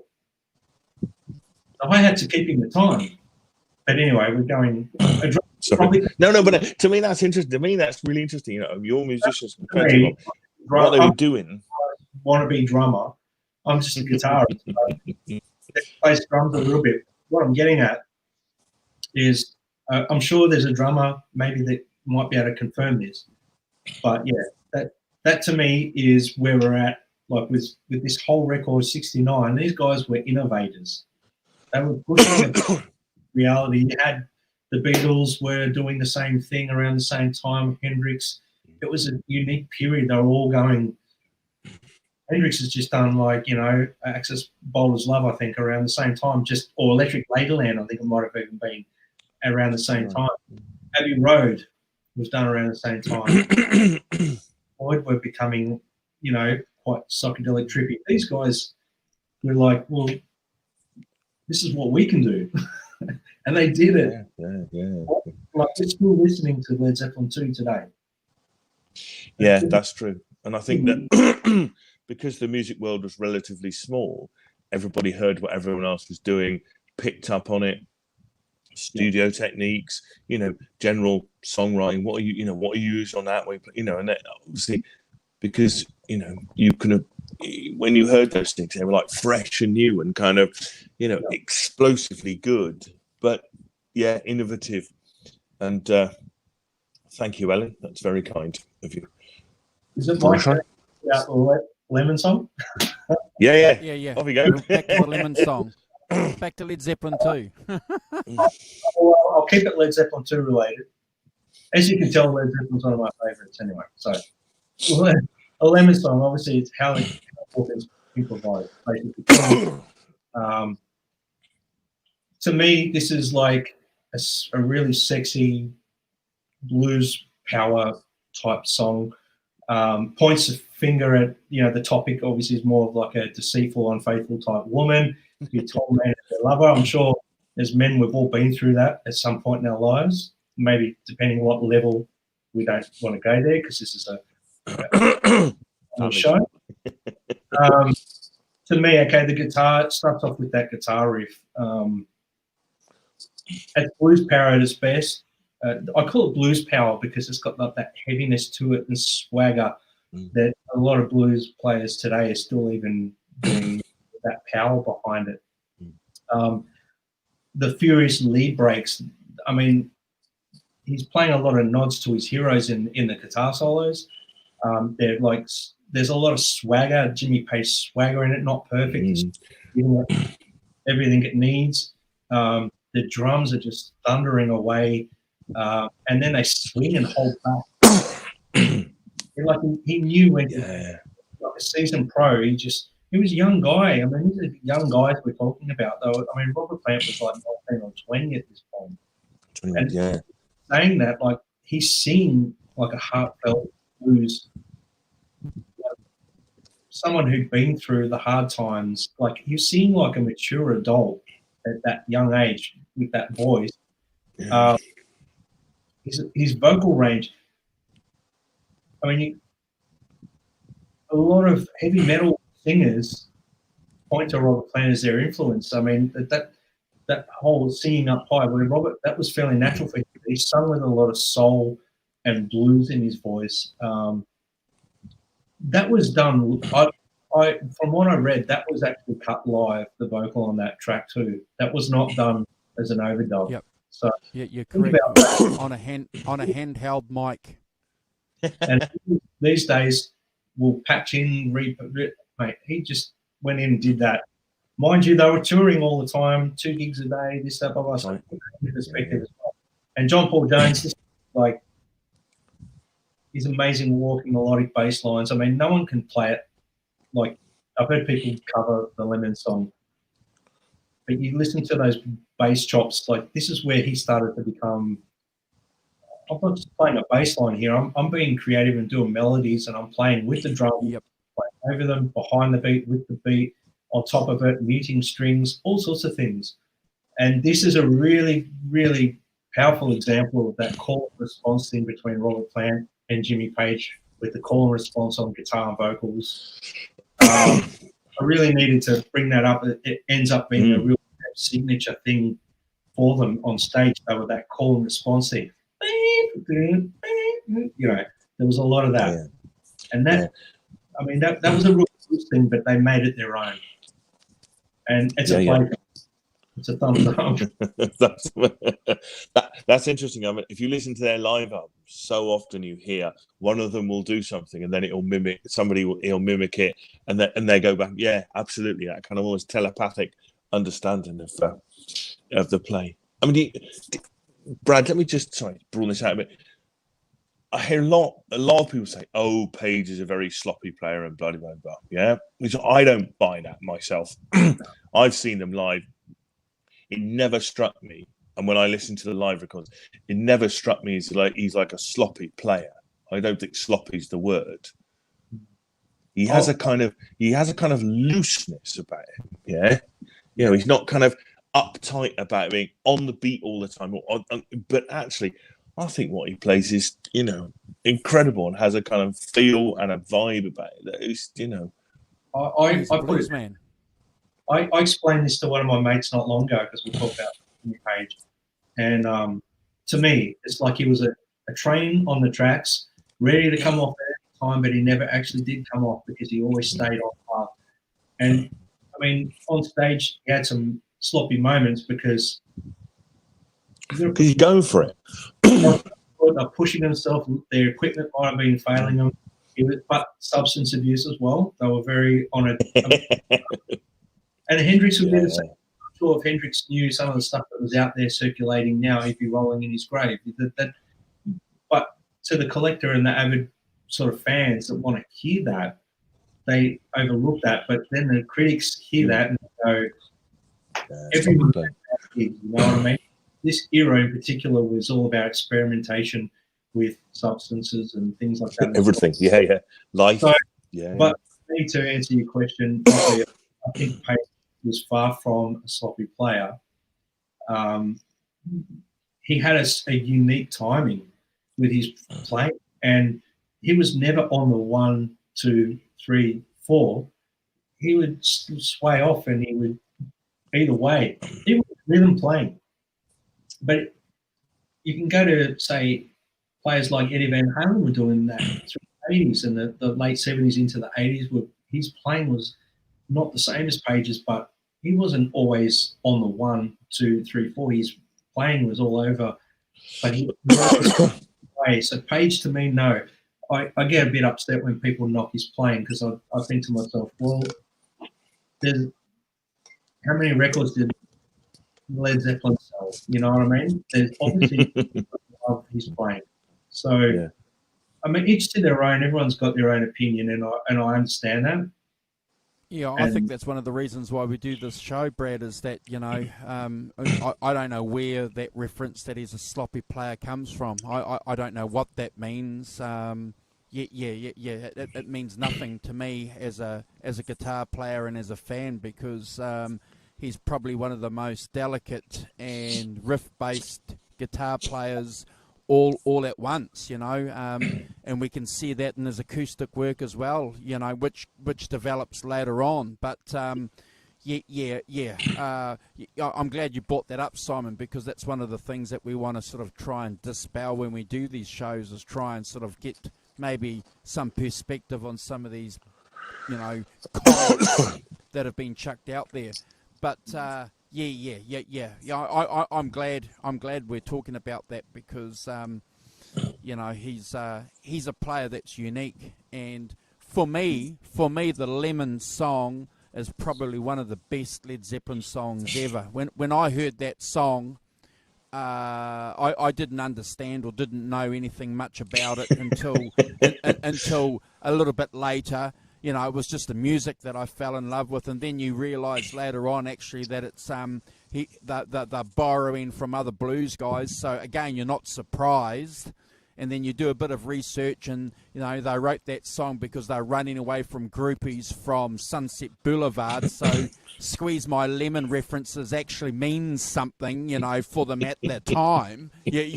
So that's why that song's a killer, because it's actually, they've got some groupies outside wanting to squeeze the lemon, so to speak. So, no, love it.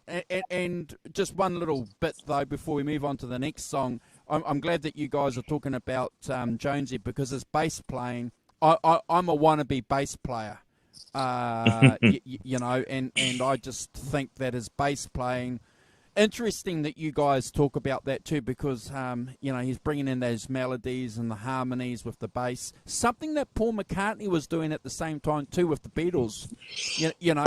So the bass is becoming, in the hands of these giants, an instrument as opposed to just a beat keeper, part of the. If you understand it's what becoming I mean. a melodic instrument, it's becoming melodic. Yeah. That's another show. Paul McCartney's bass playing, he often overlooked, but actually he's an amazing bass player for sure as well. But anyway, that's another show. So I agree. I mean, I'm very interested about that. For me, the thing about Page is that he goes for it. He absolutely goes for it. The live recordings I have, if sometimes he falls over, it's because he's going for it. He hasn't just learnt it verbatim so I can reproduce it perfectly every night. It's different every night. It's got a different dynamic, and that going for it, Kubrick. and that Morning Kubrick, it for me is a real key thing. I don't care about the mistakes. I'm going to make a mistake. I don't give a monkey's ear about that. I'm just going for it, because it's all about, in the moment, the power, the emotion, that what you're playing and doing it, and that's more important than if I happen to play a bum note. And if I did, I'm on to the next one. No one will ever remember. So that's my feeling about it. That they weren't documented like things are today. Like someone sneezes the wrong way these days, that's all over the internet, all over social media. So it was a whole different era. And I mean, substance, this, that. I mean, look, let's just put it down to the fact that he was pushing the envelope of what he was available to do at the time, and that's. But like I said, if he's probably not happy with a lot of the bootlegs that are out there, because I mean, they might have done it might have been the second show they did that. They were off their heads by the end of the day. Might have had a sloppy rendition or something. I've heard some appalling versions of, say, John Bonham doing a song as well, and things like that. What I'm saying is, people don't put things into perspective when they make these opinions. Sometimes opinions are great, sometimes they're not. So, but to answer the whole Page sloppy thing is something that came up in a think a Guitar World magazine or something a long time ago, and then it just okay. pretty much Perpetuates. Yeah. and then the keyboard warriors took over. So yeah, we know we don't need to worry about that. Well, I don't worry about it. So- I think it's So I'd go for that verve over the. is it a Okay. skip or play, Brad? Sorry. You didn't say if it was a skip or play. Oh, okay. Oh, okay. I mean, he's playing also. You've got to remember, it's not just his lead lines, like his lead guitar playing, but his chord inversions and everything like that were unlike what other people were doing at the time. So he was quite an innovator in that sense too. He was playing chord inversions that people weren't doing, and application of chords and playing not so much necessarily a straight fifth or a straight power chord or open chord. He'd be playing like an inversion of it or something, dissonant notes, this and that. Sometimes he'd make little boo-boos, but I mean, we're all human. So anyway, it's a play for me. Yes, those kind of that dissonance, that drones thing, all of that kind of folky thing. Yeah, absolutely is a unique Pagey stuff at that time. Okay, so closing out side one. I like 4 tracks. Is good for me. Is "Thank You," which is written by Robert Plant as a love song to his wife Maureen, and again, it's kind of that broadening of the palette, isn't it? So he's playing 12-string. Page is playing 12-string on it. John Paul Jones is playing Hammond organ as well on it, as an overdub and things. It's a kind of gentle, kind of acoustic-y type track, which I think is really cool. And contrasts with the Lemon song. I think one of the things that interests me is programming. How does Page program it out and work out where tracks go and things? It's the perfect closer to side one. It's not, because you've got to think about what am I going to open side two with? And I can't remember who pointed out. Might have been that. What the interesting thing about vinyl is you can have 2-track ones. If you're programming a CD, you only got one side. So you've got 10 songs or whatever, and you program as 10 songs. If you've got an album, you have a break in the middle, don't you? So you play the first side, and then you can, I don't know, go and get a beer or a cup of coffee or whatever, and you have to turn it over, and then it's like start again. It's like go back to the beginning because you're then going to make something else for side, a set of songs for side two as a set. And I think I think it might have been, I think it was Johnny and Johnny Bean and Jay were talking about, I think one of those two, I think it was, on their show yesterday, they were talking about that and saying, I think Jay made the point that a vinyl album has 2 starts, which I think is really cool. So I think "Thank You" is a lovely song. I think it's great, and does what it's supposed to. Closes out side one. It's got a mellow song, and I like the broadening of the palette with the 12-string and with the Hammond organ. So I'm good with that. Yeah, Brad. he is because he's Susie Cherry. His father was an organist. John Paul Jones' father was an organist, amongst other things, which is why he can play. Yeah, he's a fantastic musician. I mean, that's the whole thing. I mean, I said it earlier. That whole thing about if they needed an instrument to be played on a track, they just got JPJ to do it because he can play anything. You can get him to do it, whether it's recorders, mandolins, organs, bass playing, just yes, wheel him on. So that's my thoughts about "Thank You," Brad. So it's a play. Yeah, of course. All right. Well, yeah, it's an ode to his wife. It's the first real song Robert Plant penned lyrics for by himself, from what I understand. And Jimmy Page used to rib and tease him like during the first record and on tour and stuff about, into getting him to write his own lyrics. Obviously because I think Jimmy Page maybe helped a little bit, they would just collaborate, but he would be like, you need to write your own, because you've got to own the performance, which I understand as a, performer. When you're singing original songs, you want to own what you're singing, yeah? And that's what he wanted for Robert Plant. So Robert stepped up and said, "Look, I'm going to try this song for my wife. I want to write this." I'll make note here because, like, you know, I'm a songwriter as well, and I understand all songs usually are inspired by someone or something, or or a moment in time, or this or that. And that someone can become a muse for their art.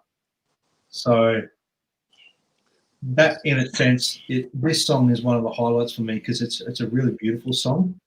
There's a lot of heartfelt emotion in this song, and opens up with that really nice Vox 12-string electric. You know, it's got that really chimey Yardbirds, step back to the Yardbirds sort of sound a little bit with that.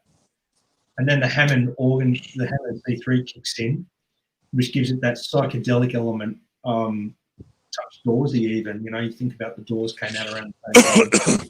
And the drums kick in, and that's when John Bonham reminds us that it's Led Zeppelin, because he comes and it's just this undeniable thing of like, this is Led Zeppelin. Like, there was so much power in John Bonham's playing, but so much space in that song. He's allowed the power there. More thing. But to me on it, Robert's vocals are the highlight, and his beautiful vocals and lyrical content. It's a massive highlight of this song. And even to this day, I've performed it acoustically live for an X and things like that. Like, it's one of those really powerful songs. It's a thumbs up. Yeah, the Page is quite on it, it's solo in it, everything. It's just the acoustic guitar solo. Great way to close out a side of a record too. Yeah. But yeah, I won't add much more than what you guys have said, other than I appreciate the fact that Simon was talking about the sound, the tonality of the album. I picked up something on my references over the last couple of days, that the first 3 songs on the album were all in the key of E. So there's something going on there with these production guys, you know, because they're working out, they're taking us on a journey.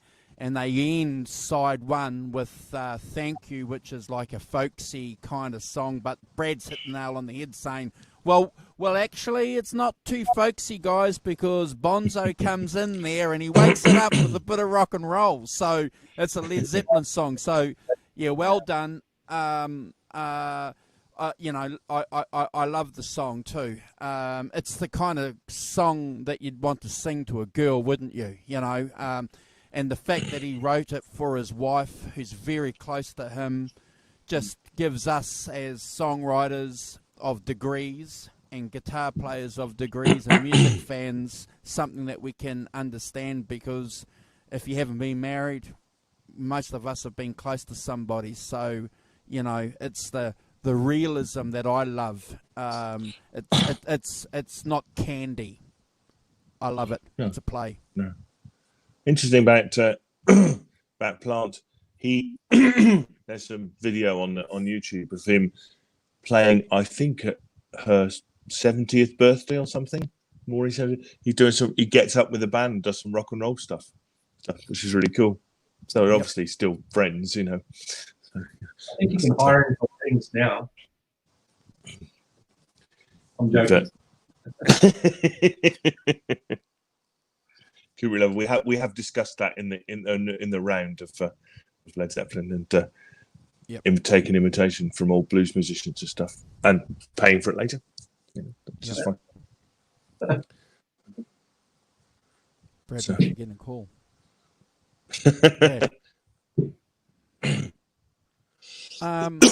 He turned his yeah. Great way to end side 1, Simon. So yeah, fantastic. What a journey. We've been on side 1 of Led Zeppelin 2, and it's like, what the hell is side 2 gonna kick off with, Simon? What's side 2? Well, you know, it's could I say that you know, that in those days you made an album, you know, and you didn't You weren't worried about did it sound like the track before or whatever. You know, you're right. You're on the journey, and each track has its own. You know, this is a track, and it's got acoustic guitars and Hammond, and this has got a big riff, and there's, you know, and they never worried about the diversity of sound and you know, putting things together.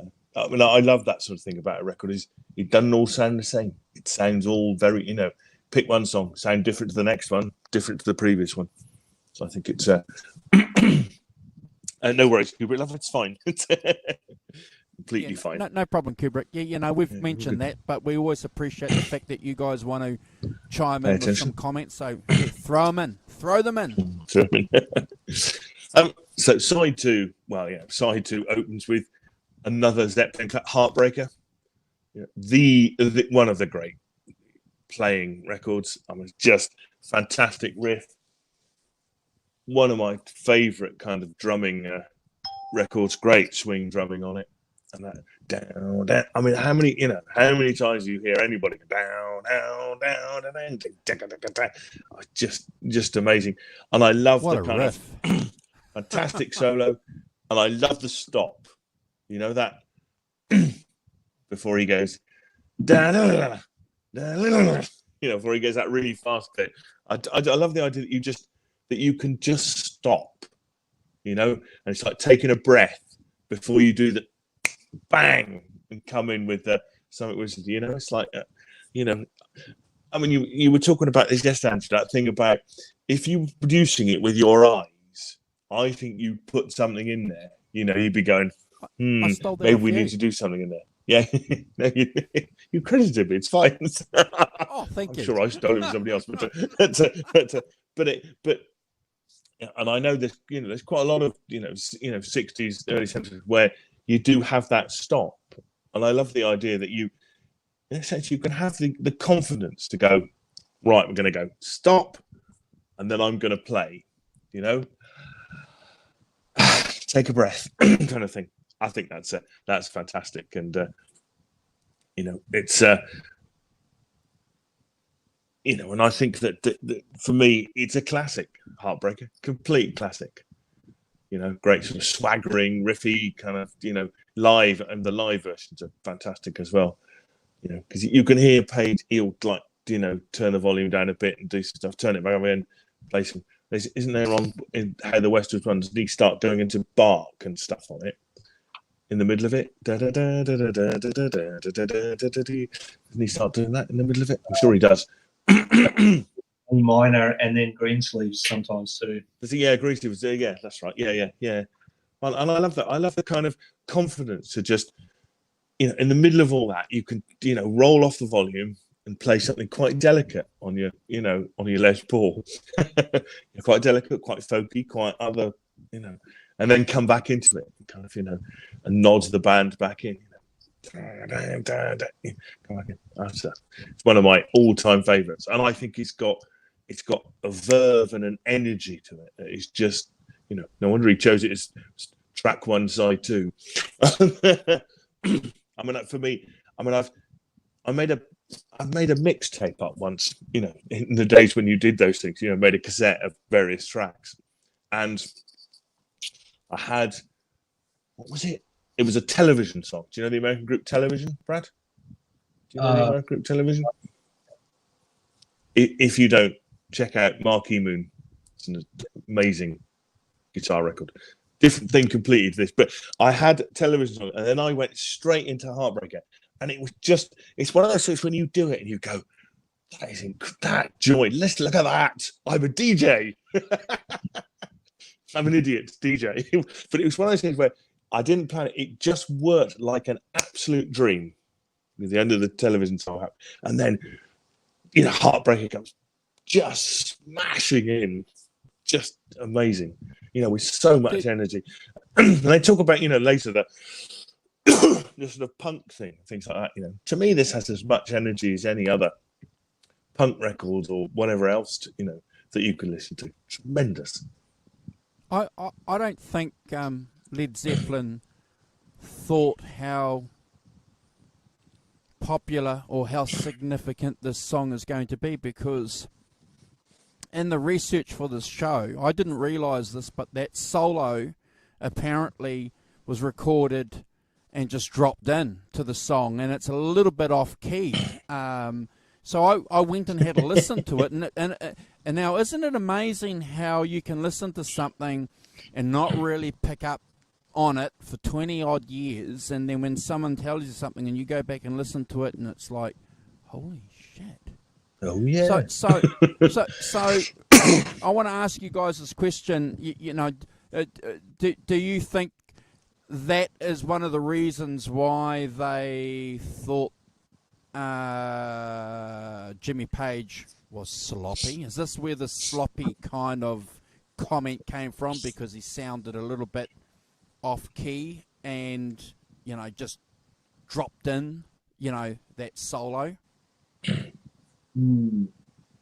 I think it maybe generated more from some of the live performances that we've seen.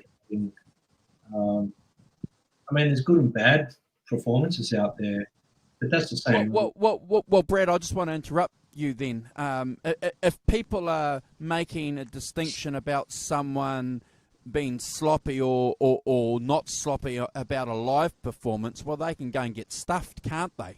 Because you can't make a distinction about somebody solely by a live performance when they've got how many decent records behind them. So that hack who said that can go and get stuffed. To me, it's really just that whole thing of people being negative and pull the rug out from underneath like Zeppelins. They've got nothing to prove. The proof's in the pudding, what they did. So, to Jimmy Page, he's probably like, whatever. He doesn't even care. You know what I mean? Always correcting people. I've heard the same thing about other guitarists that are amazing. So, as live performers, but the whole era was a different era. They were experimenting with substances, all sorts of things. So there's do it. And like I said, on this tour that they were doing, while they were recording this, like one leg of a tour would be 32 shows, and some days it'd be 2 shows that day. That being said, I think it's remarkable. How can a singer keep going, backing up, singing like Robert Plant did? In this day and age, you get singers, they do 2 shows in a row, they can't sing anymore for another. It's weird. Thank you. You've noticed that as well. Yes, absolutely. Oh, it's like you never heard that in the 60s. You went out and bloody played, didn't you? Yes, go on with it. And played their asses off. Some gigs, the second show for that day, they might have been off their tits and worn out. And yes, sure, that's going to happen. Fatigue sets in or whatever. So that whole thing is just someone's opinion, but opinions are like arseholes. Everyone's got one, and I don't want one's arsehole. Anyway. No, I'd agree with that. I think it comes from the live stuff, and if you do that many gigs and you work that hard, some of them are not going to be, you're going to be tired and emotional in some way. When we're doing it, we're not robots. What interests me about that, Andrew, is that I've never noticed that. 40 years of listening, or whatever it is, 50 years of listening to that record. I've never noticed that it's off key. Nor did I. It's just, nor did I. Mind you, I don't know. I told you this. I recently learned Route 66, from the book Rolling Stones, and I never noticed this, but 30 seconds in, it bloody goes up about 15 beats per minute. Charlie Vossicage is not fast enough, so he literally goes. You go back and listen to it. It's really That's funny. When the uppers were kicking in. Yeah, obviously the first 30 seconds he starts at one speed, and then he goes just as high. It's not fast enough. So he literally, it's quite startling. Whoa! That bloody tablet that Keith gave me. Oh my gosh! No, it's they are great Virginia armchair quarterbacks. That's a great phrase for it. So we're just Kubrick Lover's asked a couple of questions. By Led Zeppelin 2, Kubrick Lover, he'd gone to the Les Paul. He bought the Les Paul from Joe Walsh, and he was on the Led Zeppelin 2 has got the Les Paul, whereas Led Zeppelin 1 is the Telecaster. the Telecaster. Yeah. So it's not really a transition, more of just a swap. But I think the Telecaster was falling apart, wasn't it? It was just stopping working and stuff. You can't have a guitar that's not going to work, can you? Played the hell out of Especially when that. you got play the hell of it. It dies. I think Joe Walsh was trying to offload in this Les Paul for a long time apparently, and then Jimmy Page actually played it and realised he had to have it. He just connected with it. So that was his breaking there. I haven't sort of gone over Heartbreak yet, have I? No, carry on. No, yes. we're waiting. Whoa. Oh, it's a play for me. It's a play for me. Go on, Rad. Yes. One of the first Zeppelin songs I learned on guitar, like in my days of learning how to play guitar. So I had to learn that riff. I learned that riff. I believe the song was written about like an old flame that reappeared and floored Robert Plant. I think lyrically that was what the vocal lyrical content was about. Okay. At the end of the song is like go away. I don't know. Yeah. Anyway, the opening riff sets the vibe for the whole song to me. It's like that tough and power blues vibe. It's not heavy. It's just a blues swagger. The Les Paul, I think he doubles it in it, like when it kicks in to add weight to the riff. The bass is doubling the riff to fatten it up. The verses, I think, with the bass playing, I believe he's actually playing, and it's rumoured that John Paul Jones used his bass through. He used to direct input his bass into the desk and use whatever amp he was using at the time. But I believe he was using a Leslie speaker to get that sound. Anyway, I don't know if that's true or not, but that was something that I heard was rumoured. The drum sound in this one was recorded, obviously because they recorded everything at different locations. The drums in this one are the standout different sound compared to the other tracks. I don't think Pagey was entirely happy with the drum sound on this track, but it was how it was done. So if you hear it, it's a bit more upfront and less. I'm talking dynamically sounding. Bonzo's playing on it's phenomenal. He's swinging on it, holding that backwards, not racing it, which is a lot of drummers when they play this song, they race the beat. It's actually playing slightly behind the beat, which is a big Bonzo technique. Vocally, this song, Robert is a role model for a lot of those 80s singers and everything later, all that sort of stuff. He set the bar here. This is like here's the benchmark for singers later. Like Sammy Hagar, for example, all these guys lean back on someone like Robert Plant as their influence because of songs like this is what I'm getting at. I'm just going to back up what you're saying about the unaccompanied solo. It was an afterthought. So they didn't actually record that. It was recorded in a completely different studio with a different rig. And from my understanding, because I read this in a guitar magazine back in 91 or 92 when I first started, I bought this guitar magazine. It was around the time when Hi, Sonia. Remasters was done, and Page did a big explanation of every song on the remasters, and this is on there. So okay. I knew this from back then, that this was an add-on later, afterthought. They did the unaccompanied solo was done in a different studio, and the tape player ran at a slightly different speed. So, I mean, if you sit down and learn it, which, I mean, I'm sure everyone's mucked around with it at some point if you're a Zeppelin fan and a guitar player, the pitch of it's slightly off. And that's just because of the tape player was different speed. Every recording was different speed. So, yeah, that being said, that was this song in particular. I mean, it's well documented. Even Eddie said it himself. Eddie Van Halen used this song as a big pivotal thing for his technique. He saw Led Zeppelin in 1971 when he was 16, and he watched Jimmy Page doing the hammer-on pull-offs, and he used that technique obviously with his second hand, and he's documented that in 2015.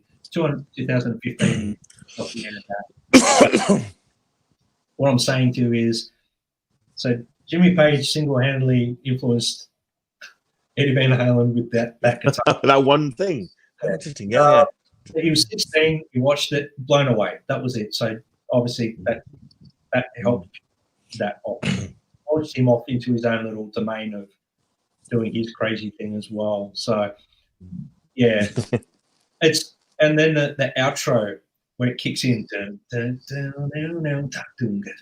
Yeah. That just relentless Zeppelin. Mm-hmm. And the John Bonham and Jonesy interplay, the way they're playing that bit together, and the Pagey. Yeah, stop. Yeah. That was recorded at the start of that, and the end of that were recorded together, Mm-hmm. and the solo was done later. It's a play for me. Yeah. I think that one thing I say about this is that the confidence. Imagine the confidence of going, right, I've got this whole solo bit. I'm just going to put it in the middle. No drums, nothing else, just me going, da, da, da, da, da, and then we're going to have, the songbook in it. I think there's an amazing kind of confidence in saying, because I keep saying this, but I'm going to say it again, that now, if you wouldn't just have a whole guitar set, it was just a guitar in the middle of a song, would you? Just one instrument. It's like, that wouldn't be happening now, would it? There'd be like drums on it and there'd be something going on, wouldn't there? Well, Jimmy Page was adamant about the fact that no one had ever done it, and he wanted to do something different that no one else had ever done. So he had this idea to put that unaccompanied solo in the middle that no one else had done on a rock record before. He was like, listen, I'm going to change the game here. I'm going to do that. So whether it's been know about it. So that he's been documented as saying that. But yeah, that's interesting. That's a play for me. Yeah. Morning, Warren. Morning, Susie. Arvind. We got Sonia. Morning, Sonia. Glad you're here. It's good. It's it's I love that, because I love that confidence about just going, I'm going to have this whole bit, and it's just going to be guitar, just pretty much one guitar, and I'm just going to drop it in, and it's going to be great. And it bloody well is. I love that. That kind of. As I say, I don't think it would happen now. I think people would start fiddling and faffing and mucking about with it, diluting the artistic vision. Anyway, there was a one-take solo, from what I understand too. Yeah. It wasn't just probably did a run through a couple of times, 2 or 3 times, and pick the best one. They picked the best one. That was it. Yeah, fantastic. So, definitely play from us all. Okay, good. The next song is "Living Loving Maid." She's just a woman. Now, I know the band didn't really like this, did they? They didn't really go for it, but as a song. But I think it's great. Still got a riff, you see. Still got a great riff. It's still got the riff, the thing. It's probably got one of the good thing. It's got a good thing, man. Got a great riff. See, yeah, you might, slight a song. I don't know, not with a riff like that. Still what a song! What a song to think that I mightn't like. There's something quirky about this song that I love, but I'll wait till my turn to talk about it. Okay. Yeah. Sorry. Well, no, it's fine. It's they consider it to be a little more than filler. The band, I personally think it's as I say, it's got a great riff. I love so I can sing it now. 50 years later, I know what Sing Me Living Love. Yeah, you could just do it. It's got I think it's contrast a bit with what came before and what comes after, as a kind of thing, But I think that's Page's kind of programming minds going, we'll put that in there, and that's a bit lighter and a bit I think the drumming's great, and I think I can't say too much about John Bonham's drumming. It's a cliche to say it, I think, really, but Nobody can do that swing thing like him in my books. Very difficult, really difficult to do. Brad, you've described it really well. But, just playing a bit behind, not just playing. It's not just 4/4. Not being afraid to go out of time, come back in time. It's just and 21 years old. Could I say 21 years old? Unbelievable. I think it's so easy to forget these things. That Paige is probably 24 or something. What did I achieve when I was 24? To have that kind of maturity of artistic vision and doing that stuff, and 21 years old, and be able to drum like that, to be able to work it out so that you get all of that feel, swing, whatever it is in there. I think it's just astonishing, really. Robert Plant as well, singing like that, but all of them really. Even if you're 24, it's still remarkably young to be producing such sophisticated stuff and having a vision and being able to implement it, which Paige was doing. It's so easy to forget because you hear it so much and you're looking at it through the prism of 50 years later. But that kind of freshness, the new ideas, the different ways of looking at stuff. And not only in Led Zeppelin world, I should say, but the Beatles as well, and they're only in their mid-20s and stuff. That kind of artistic explosion of the late 60s, just astonishing. And nobody's more than 25 years old, kind of thing. Well, we're not going to hold that against them, are we, Simon? I'm just going to jump in and just offer 3 sentences before Brad takes over, because I think Brad's got something really good to talk about this song. So look, I agree. I love the riff. I always have, and one of the great things that I like about this show that we do is that we go back and we listen to the album and we mesh that with some of the research that we find and that we're reading, and it's like, oh my gosh, we're picking up on stuff that we didn't quite know. So sorry to keep repeating that, but to go back and listen to the lyrics of that song, because they're talking about how Paige is Robert Plant is taking telling a story about it's an older woman, a rich older woman, and a Cadillac and all that. And I'm going, wow, it's pretty good. There is some sarcasm there going on. I love it. And again, being told that John Paul Jonesy is singing, some of the harmony background vocals. It's made me focus on that. So again, all credit to Jonesy, and you've said it before, Simon. They wanted John Paul Jones to play any instrument, he can do it. But holy shit, the guy could sing too. So when I see him next, I'll hoof him for being too smart. Yeah. So I'm gonna hand it over to Brad, because he's probably got something really good to tell us. It's a play for me. Yeah, it's I love how.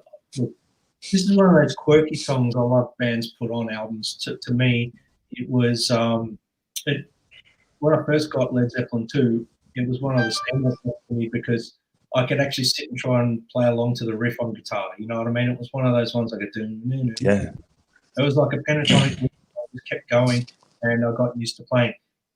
When I found out it was about like a degenerate older woman and all the rest of it, it became a little bit funnier, because there's playing gigs. Sometimes there's a lot of that type that come to shows, and I'm not knocking them, because everyone's entitled to have fun, but they're a very loose type of woman, and that's what it's written about.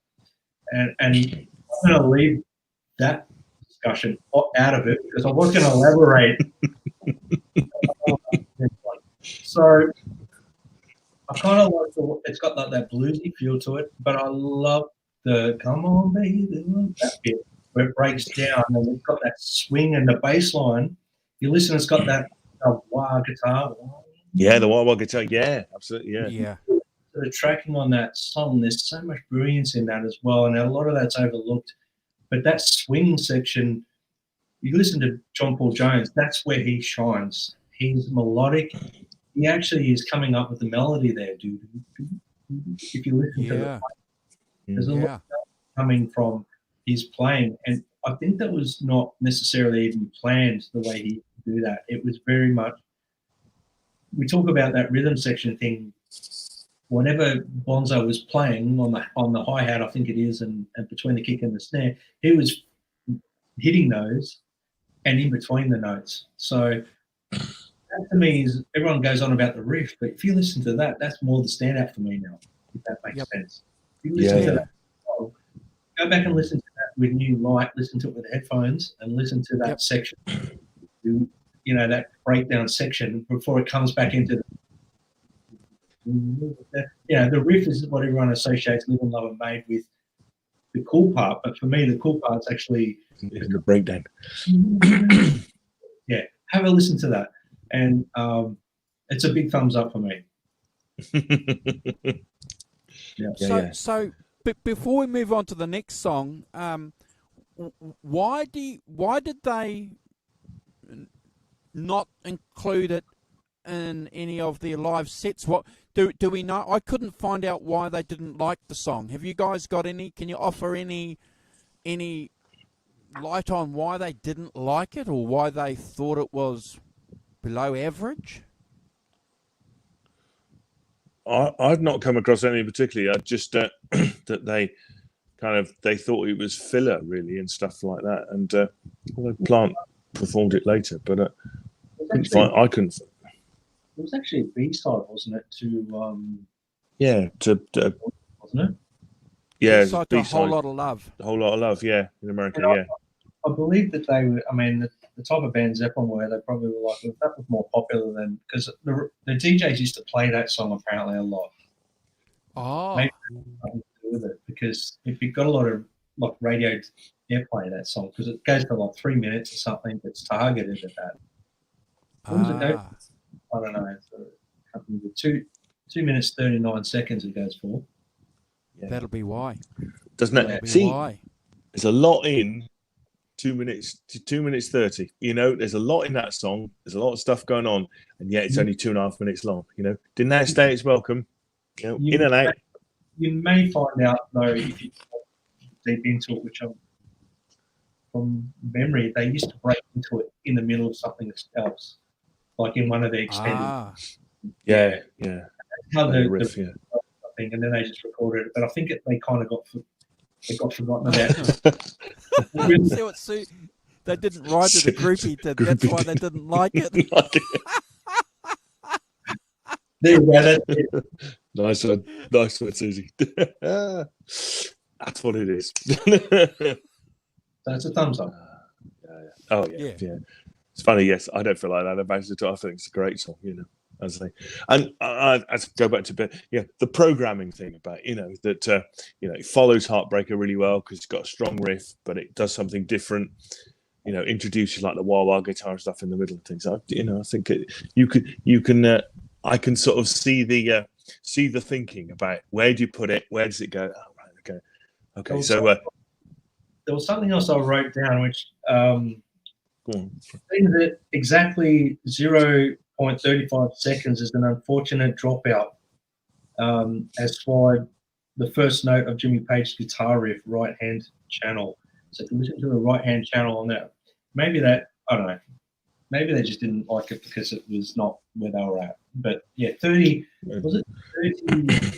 then apparently it drops out, which I wrote down, and then because I read it in a book and I was like, okay, I'm going to listen to that, and it did.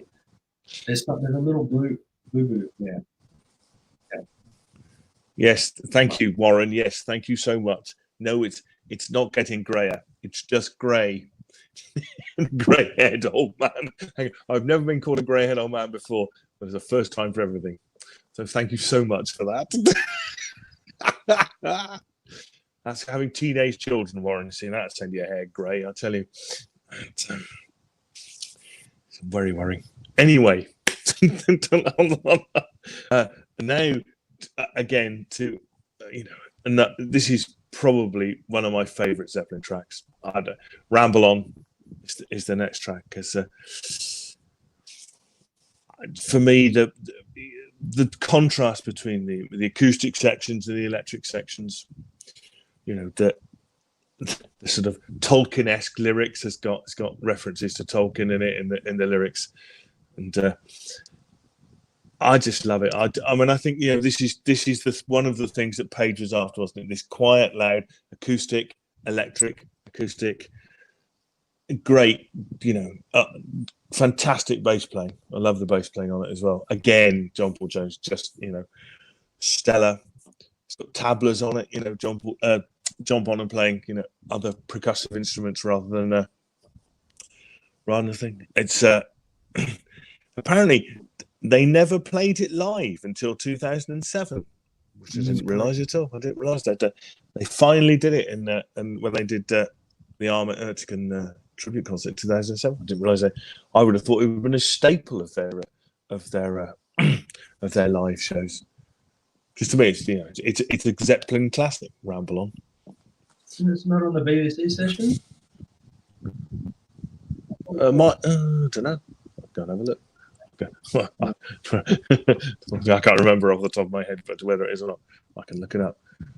Right, the reference material I've got backs up what you said, Simon. They've never played it live in its entirety by the original band.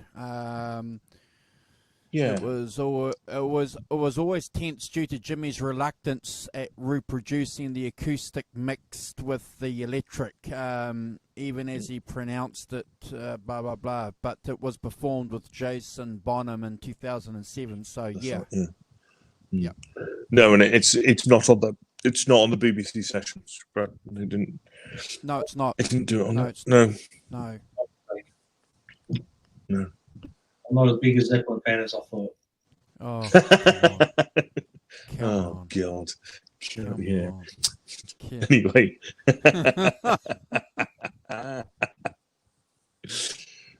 so yeah, for me, as I say, one of the classic Zeppelin tracks.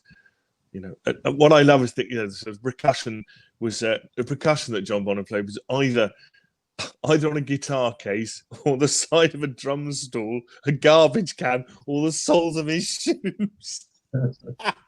No one can remember. It was a guitar case. It was a guitar case. Okay. Guitar case. And could I say thank you, Great Vanzini? But guitar case. Anyway, I love the idea. It could have been the soles of one's shoes. That's it. Yeah. Could be. It's a lovely. Did they have idea. Tupperware back then? Maybe it was on his Tupperware lunchbox or something. Didn't have Tupperware. Tupperware's a 70s invention. Oh, okay. So it wasn't. You think John Bonham turned up at the studio with his sandwiches in a Tupperware box? Or Eddie Kramer may have had his lunch in a cut lunch, true. Yeah. Yeah, I could see Eddie Kramer. Yes, bring his own lunch. That'll make do as a drum. You just don't see Led Zeppelin turning up with Tupperware boxes of sandwiches, do you? It's not the image you want to portray, is it? Yes.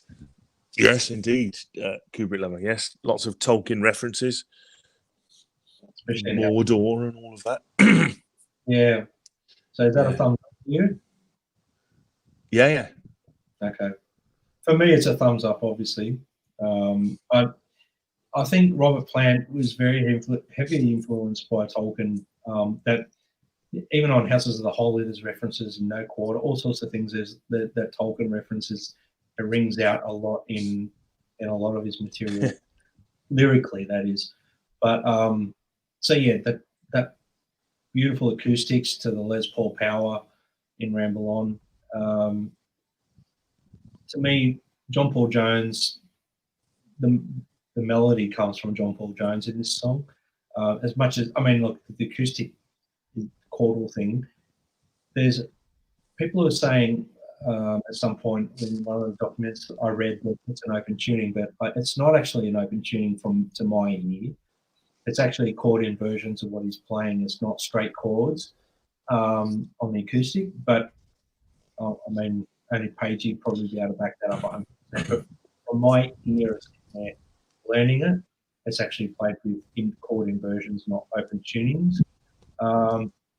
But yeah, when a Les Paul kicks in, there's a lot of dynamics with the light and shade. Robert Plant's vocals, to me, were on this track probably one of the more warming, sort of welcoming sort of vocal. Then he goes to that raw power, then back again, then raw power and back again, and there's a lot of effect on the guitar, and there's a couple of guitar lines there. Yeah. The overall guitar tracking was really good on that song.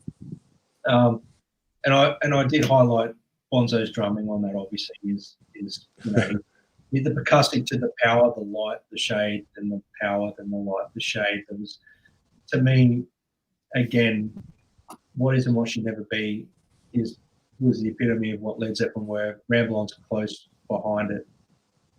John Paul Jones that's his song, in my opinion. He stands out on that. Yeah, completely. Yeah. To me, that's John Paul Jones. He's, where he shined as a creative source on that, because that could have just been a strum along and playing root note Roger thing, but he just come up with a whole melody. Change it up. Yeah, completely. Yeah. It's a thumbs up.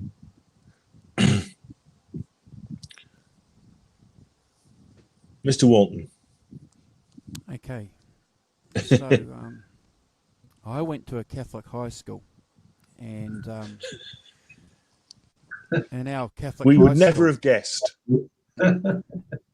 in our Catholic high school, part of the English curriculum was to read parts of The Lord of the Rings and The Hobbit,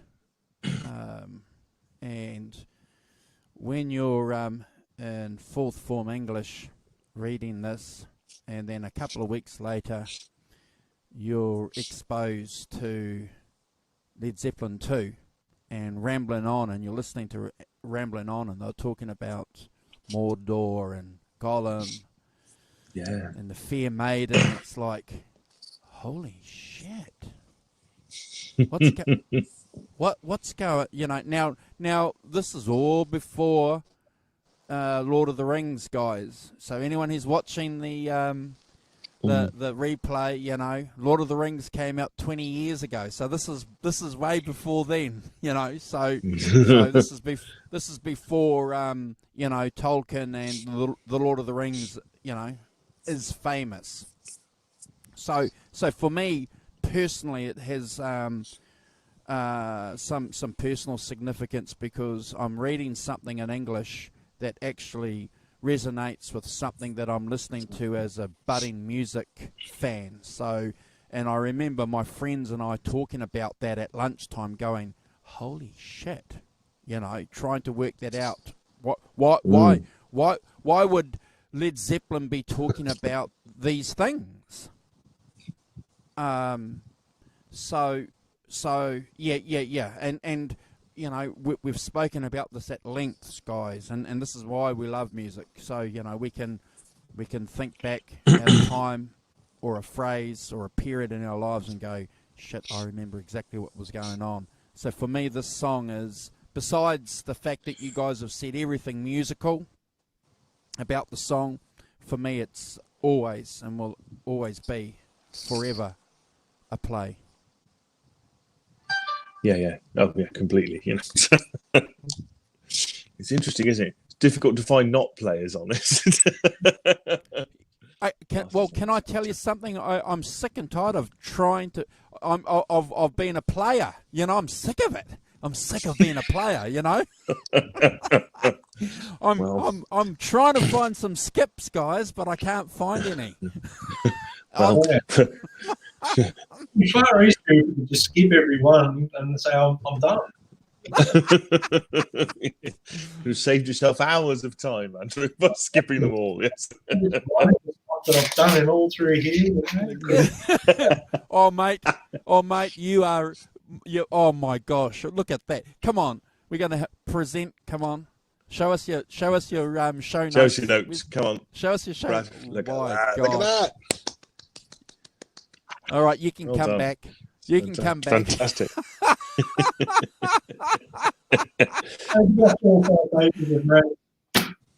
Just to start on the, Okay, so hold that up again because that's going to be the thumbnail for the show. Brad with his Brad show with his notes. Brad with his pad, yeah. Brad with his pad. Look at that. Show notes. Hold on. Show notes. Awesome. That's fantastic. Look at that. Brilliant. Well done. Look at that. Well done. But yeah, well, for me, it's a play. Completely. Yeah. I'd say one of the Zeppelin classics for me. Ramble on. It's kind of, it's got everything there. Now, okay. Next track, Moby Dick. And then, now, here we go. Which is basically it's a John Bonham drum solo, isn't it? I mean, kind of, and but I love the riff at the beginning, by the way. You know, that kind of riff at the beginning, it does at the beginning. It's really good just to introduce it. But yeah, I mean, I suppose it kind of. I mean, I saw them in 1975, Brad. So you know, I got a sort of half an hour version of Moby Dick, where John Bonham. He started off with his hands, and he played his drums with his hands. And then then he'd get some brush it on whatever, then sticks, and then it was an amazing kind of tour de force of what to do with drums and things, electronic drums, also channel drums, gong. Anymore now. That's not teasing me because I was born in the wrong era. I want to go back and watch these. Anyway, sorry to cut you off. You've got to go and watch. You've got to go and watch him do it live because it's But yes, of course, then drum solos were the thing, aren't they? Because we all blame Ginger Baker for he did it first with Toad. Well, not really, but yeah, it's all his fault. It's not his fault at all. But it's part of that stretching out, and everyone gets a chance to shine. And what better way to, if you're a drummer, what better way to shine than have a drum solo track, basically, bookended by a cool riff, but pretty much you're off and you're on, and it's just what you did, and that showcases John Bonham as a fantastic drummer, doing what he did, and I guess now people don't do drum solos, do they? People do drum solos now, Brandon. I can't think of anybody who does particularly. It's pretty much a thing of the past, unless they're a band that's always done that. Unless they're a band from that. I don't know. Did Neil Peart? Did he used to do drum solos recently in Rush? Yeah. You do this sort of thing? Yeah. The prog rockers still do it. Yes. Yeah. It's still worth it. But yeah, I suppose it really hinges on whether you like drum solos or not, doesn't it? I think for me, I'm all right with drum solos. It's and it's short. Let's be fair, it's not very long, and I'm happy that it's not very long. Well, a friend told me, Simon, that one of the good things about the drum solo is that it gives you an opportunity to load your pipe up with any recreational substances that you might want to, or it gives you an opportunity to go to the fridge and get a beer, or go to the bar and get a couple of pints. You could, because some people don't like them. I know a lot of my friends that would always skip Moby Dick. When we were at a party, Simon and Brad, and we put this album on, half the people would want to skip Moby Dick. Yeah. Because because they wanted to have a riff, so not a rift but a riff, yes, that thing about the rest of the band, and Kubrick Lover makes a point that the rest of the band would go off, and that's correct, Susan, and that's right, Susie, and I'm always that famous thing about always reminded people go off that Rick Wakeman, when the other, like Steve Howe or they would go doing their stuff, he would get his roadie to bring him a curry and eat a curry in the 25 minutes he had when he wasn't doing anything. So they could be doing anything. So they do have their places. They do have their places, yeah. Gives everyone else to rest, chance to freshen up. Not quite sure that has other meanings, but yeah, for me it's fine and it's short and it showcases his brilliant drumming and things. So I'm a great one for letting an album roll, really, as an album. So I wouldn't particularly skip it, but I might skip it sometimes if I wasn't feeling in the mood for drum solo. Yeah. And I'm just going to chime in and let Brad add come in thirdly. But I'm a little bit like you, Simon. So sometimes I do skip it. But I think Kubrick Lover here has nailed it for me. And so I'm not going to skip it, because if you watch live footage of Bonham playing it, and it does blow your mind. So how can I skip it? So thank you, Kubrick, and thank you, Simon. So yeah, I'll it's not a skip for me. No, that's fair enough. As I say, it wouldn't be a skip for me particularly, because it's not that long and stuff, and I like the riff as well, in the beginning and the end and stuff. So that's and also if you get the DVD, but also the one from is it the Albert Hall 69? Yeah. When it's that's the one, baby. Amazing. That's the one. That's the one. Around the era they recorded it too, so that was pretty. A lot of the ideas that incorporated later were developments from that, but that's pretty much like the core. What you're seeing there would have been what they did in the studio. Limited, obviously, they cut it to a shorter version, but is it? Do you want my opinion on it? Yeah, go on. Oh shit, yeah, that's what we're here for.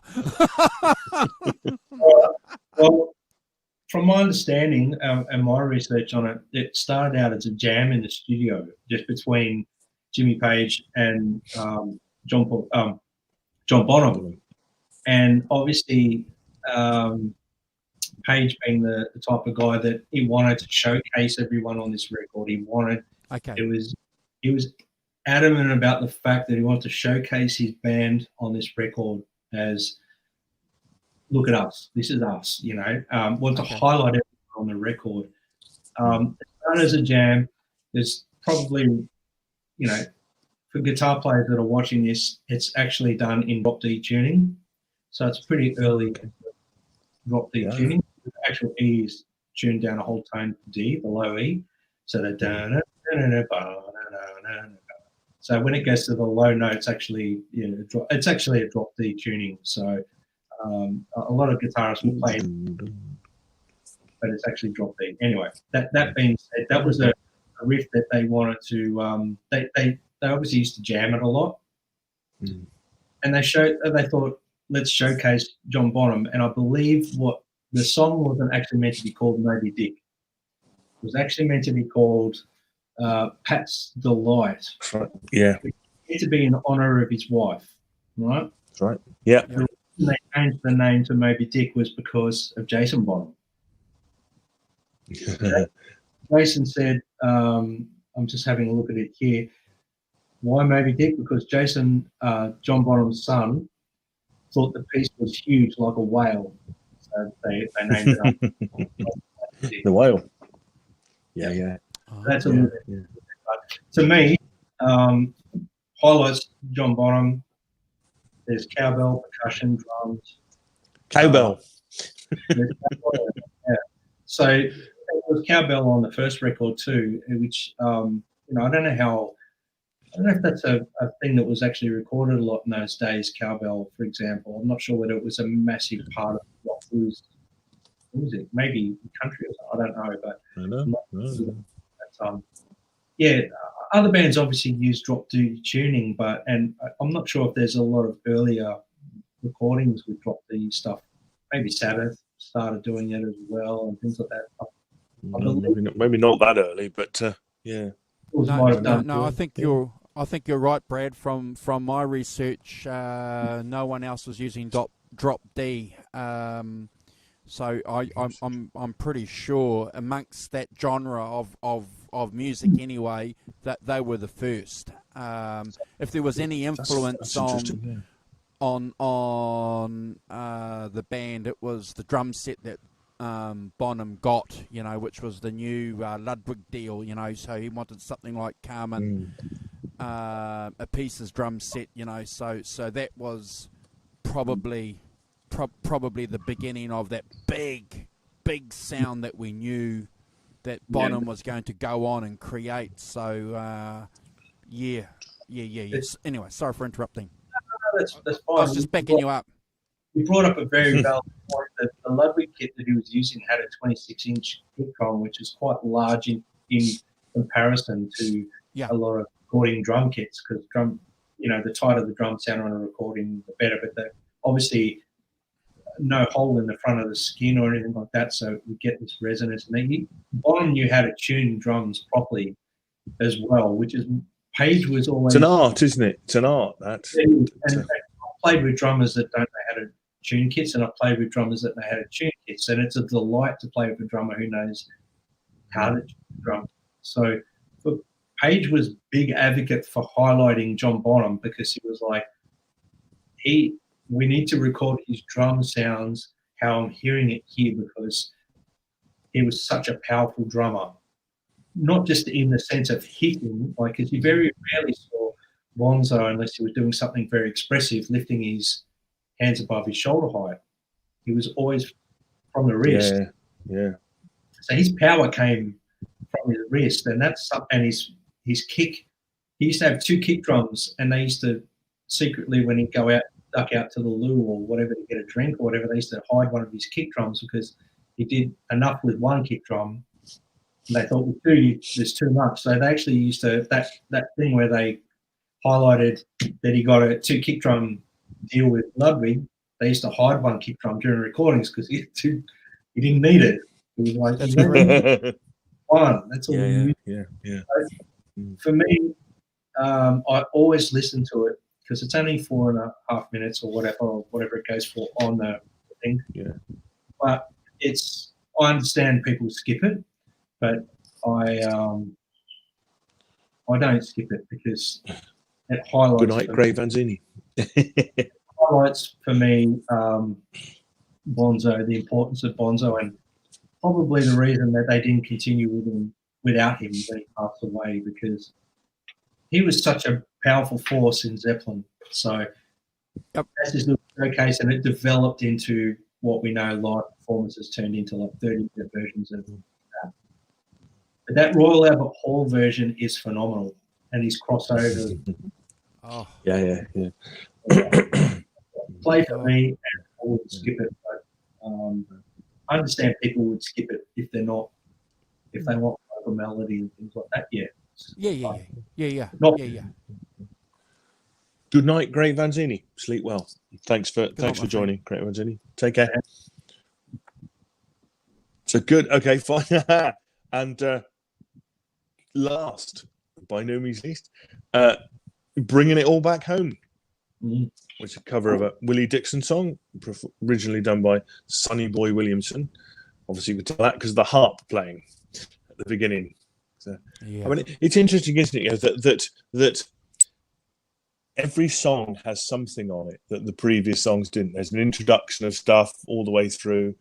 You've got wah wah guitar on is it Living Loving Maid, and you've got then right at the end you've got this kind of fairly straightforward blues thing where they drop another section in.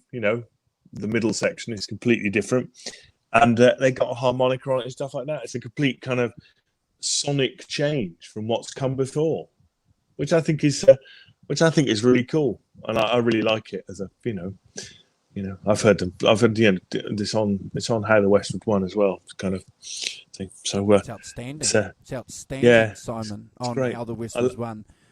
Oh, Yeah, oh, it's a great. I love the sort of quiet and loud bits and stuff. Fantastic drumming. Again, from John Bonham. How many more times can we say it? I How just many love more the times? harmonica playing. Robert Plant. We Yeah. all know how great of a singer he is, but we've got Mick Jagger playing harmonica live on Midnight Rambler, and you've got Led Zeppelin home, Robert Plant playing harmonica, playing harp, blues harp.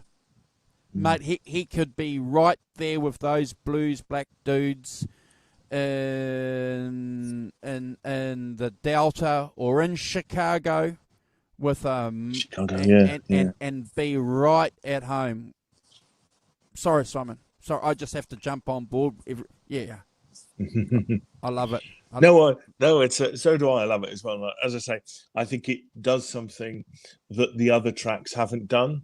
It's a different, different sound, everything, different vibe. Got harmonica, and I think for me, it's one of the great things as Page as a producer and as a kind of the man who thought when to put things. Is that it's the kind of the perfect album ender, isn't it? Kind of thing. Well, can I ask you guys then? So clearly it must be a nod then by Page because it's his band, even though Brad and Simon have illustrated for us that Page wanted to include the other guys in the band so that it was a group effort. But when you consider the blues roots of the song and what it goes back to, so again it's it's a nod by these guys to the heroes unconsciously, or maybe actually consciously. Consciously. Oh, I think consciously, completely, and that kind of Willie Dixon song.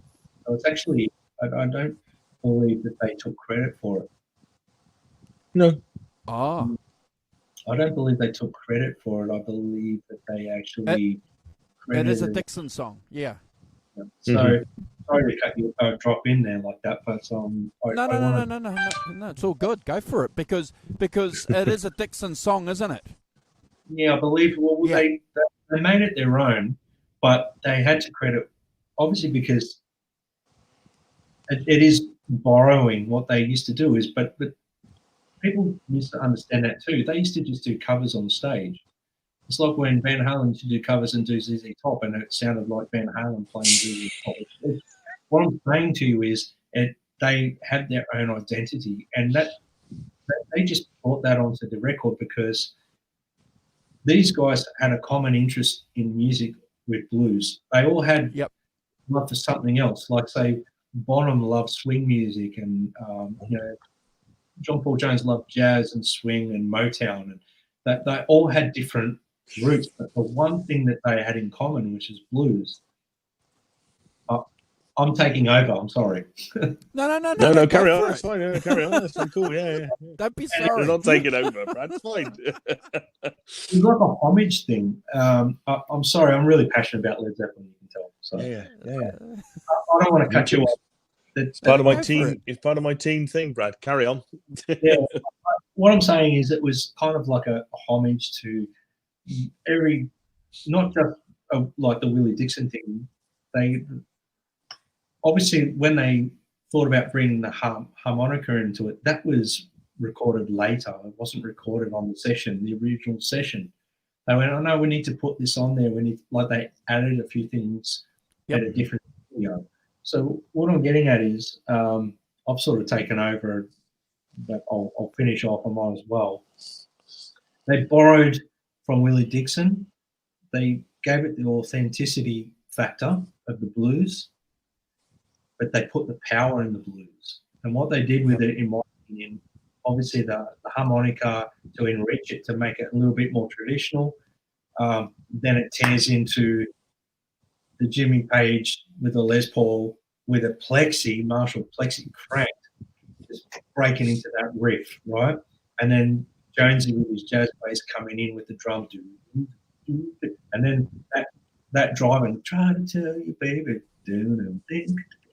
that whole thing, they made their own version of a Willie Dixon song, and they actually, they're documented as saying it's their song, but it's a Willie Dixon song, and it's like Traveling Riverside Blues, which Yep. is not on the record, but it's leaning. It's a Robert Johnson thing.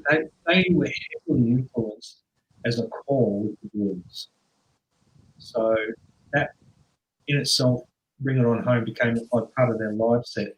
Obviously, they used to do that as well all the time because it's that they did it before the recording session of Led Zeppelin 2. So it was just a natural thing for them to go, well, let's do Bring It On Home because they felt like it was their song. Is what I'm getting at. And it's a kind of ender, isn't it, Brad? It's a kind of ender, bringing it all back, bringing it all home is a kind of ending sort of phrase, isn't it? You know, taking it home. Second record, we want to end it paying homage a little bit to different era. I mean, these day and age, when you do a cover song, it's like, oh, they covered, say whoever. But in this day and age, it wasn't considered like that because blues artists always played each other's songs. Buddy Guy would play a B.B. King, a Muddy Waters song, and it was like that. Other people would play, another traditional blues artist, and B.B. King would go along, and then Freddie King would go along and do an Albert King song, and they all sort of in that era. This is just an extension from that. Where Zeppelin were a powerful blues band, and they just extended it. That was just their. I'm sorry for taking over and cutting off there, but I just wanted it's fantastic. Yeah, really good. Authenticity factor. I had nothing else to add, Brad, so it's fine. It's really cool. Yeah, it's really cool observation. Yeah, really interesting. Yeah. Taking its broader context. The guitar. I mean, I love the intro and all that, but I love when it kicks in with the Marshall. And that to me, really, what a lot of guitar players go for, that Les Paul, the Plexi Marshall tone about it. It's got that. They managed to capture that really well. And then there's the overdub guitar parts. So for me, Bonham's playing on it is phenomenal. I mean, he's just you go back to that era and think about all the great drummers, and then you think of Bonham, and Bonham was here, and everyone else was here, in my opinion. That's just me. I'm like I said, opinions are like arseholes. Everyone's got one. But for me, there was a power and a real authenticity. Played a cover song. Yeah. So, big play for me, and I'll shut up. Yeah. Morning, Quentin. Hope you're good. Yeah. No, I completely agree. It's always a play for me. I think that it bookends the album really well. Has just the right vibe of the last track. It's the kind of thing about bringing it home. As is kind of home is the end kind of thing, the end of the journey kind of thing, as Andy was talking about earlier. I think it's brilliantly done, brilliantly put together. I think Simon and Brad, what it does on reflection, and isn't it great, so I like the idea that Simon mentioned a couple of shows ago, that try and put yourself into the position in 1968 or 69 when these albums come out and try and listen to it from that perspective. But then obviously we have to listen to it from our current perspective.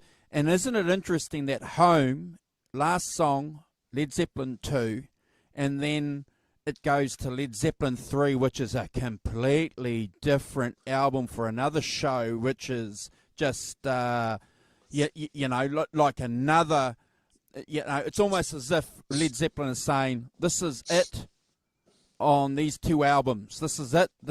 And then we're going, our next album is going to be completely something completely different. Now, did they think like that? Shit, I don't know. Maybe. I don't know. But I do certainly agree with you, Simon and Brad, that they did pick this song for this album as the bookmark, as the end, as the exclamation mark. What a song. What an album. What a band! I don't think there's yeah. a record. Not a skip on that record, in my opinion. Nope.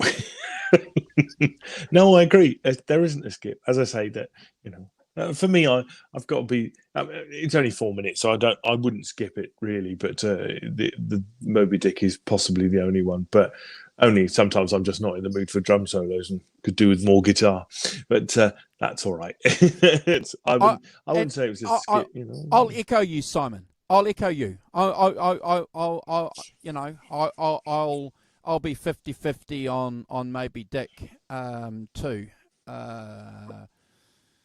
Yeah. But I understand what it does. Yeah. I understand that it Yes. that it has a place and is a really good thing, and showcases John Bonham. I understand in sort of the bigger picture what it does and what it's designed to do in that position on the album, and it is another texture. It's another something new, isn't it? You haven't had a drum solo before. You haven't heard.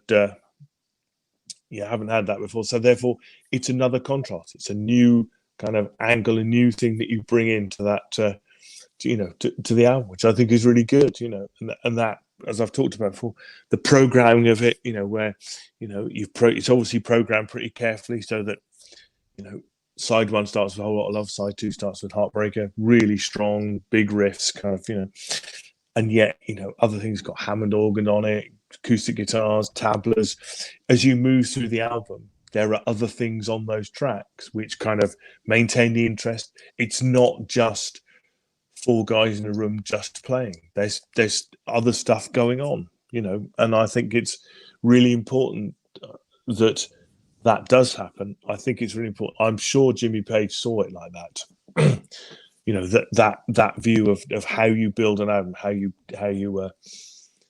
channel it, organize it, the tracks and things like that, so that it works as an album, because in those days you were looking at things working as an album, as a complete album, weren't you? As Andrew, as you said earlier, as a journey through from the beginning to the end kind of thing. It's a masterpiece. I'll chime in. Yeah, with the like what you were saying, Andrew, before, and the journey thing that you were saying too, Simon, is like the thing with a good artist, in my opinion, and sometimes artists don't really, their fans will follow them, but people knock them if they're not fans. Like, say, for example, Zeppelin, they evolved. They didn't try to recreate the same thing over and over and over again. They just, through life experience, through traveling, through heartbreak, through losing a child, through everything that they went through, they wrote different music. And as they progressed, like Page might have sat down and listened to some folk music and started writing a folk song. Like they were heavily influenced by outside things. Every artist that's good, in my opinion, does that. I mean, we said this on the Van Halen show. As they went along, they just evolved. They weren't trying to change. They started writing different material, and not to stray off Led Zeppelin or compare with Van Halen, but an artist, if you can honestly say an artist is coming from an honest place as a songwriter, then they're not going to keep churning out the same song. I mean, everyone wanted Foxy Lady, but he didn't want to. He's like, well, I've written that. I've moved on. I'm here. I'll keep playing Foxy Lady for the fans, but I want to write Easy Rider. I want to write Freedom. I want to write these songs because that's where I'm at now musically. That was a 3-year career. It's like the Doors, the same thing, from the Doors' first record to. Yeah. What I'm getting at is it's crazy for people to think that a songwriter is going to keep churning out a whole lot of love. That's me. I think Zeppelin were the perfect example of just right where you're at the time. So Led Zeppelin 1 and 2 were recorded back to back, so close together. They were touring their arms off. They were. I've never heard of bands working that hard. Bands in that era were working their guts out. Yeah. Bands these days don't work that hard. No way. I mean, when Led Zeppelin 3 came out, because they had a bit of a breathing space. Yep. Led Zeppelin 3. So they actually evolved, because in that time they wrote 2 blues power rock records, and then they were still power rock record, but they'd written a few acoustic numbers. But on that, because they went to everyone goes, it's an acoustic album, but it's not, because it's got a lot of powerful electric songs in it too. Out of Immigrant Song, Since I've Been Loving You, they're blues things, and then from there they just progressed. So the only bad thing about that album is the cover. What, Led Zeppelin 3? Yeah, I don't like the cover. Don't like it? No. But anyway, that's another show. Everyone's okay with having a different. That's another show. That's just my. You're just wrong, Andrew. You're just wrong. That's my opinion, though. It's not. No. I mean, it's like, but some bands do really well at churning out the same thing over and over and over, and that's fine too. Oh yeah. Look at Creedence Clearwater Revival, for example. And the Eagles. AC/DC, classic example. Got a formula that works, and they don't stray from it, and that's fine too. There's nothing wrong with that. But no. These guys were artistic people that wanted to create and paint pictures with their music. So you can't expect an artist to paint the same picture all the time unless they want to, and that's fine too. But if an artist evolves, usually the critics were knocking them, but the fans were loving it. So I mean, well, that's correct. I think you've hit the nail on the head there.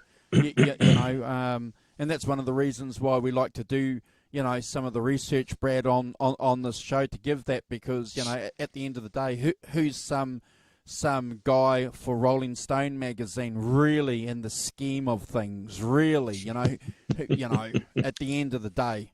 But look, guys, we've been on the air for 3 hours, so there's a couple of things I'd like to say before we wind up. So if you guys want to tune in on Saturday Australia New Zealand time, Saturday English time, Friday Canada time, we're reviewing A Different Kind of Truth, aren't we, with the Rum Master Steve Anderson. So you guys are lucky you get us on a Friday. And then if you just give me 2 seconds, this is your homework for the Sunday show next Sunday. Your homework for the Sunday show, guys, is this album here. I'm going to be talking about this album. If you can see it, it's called BBM.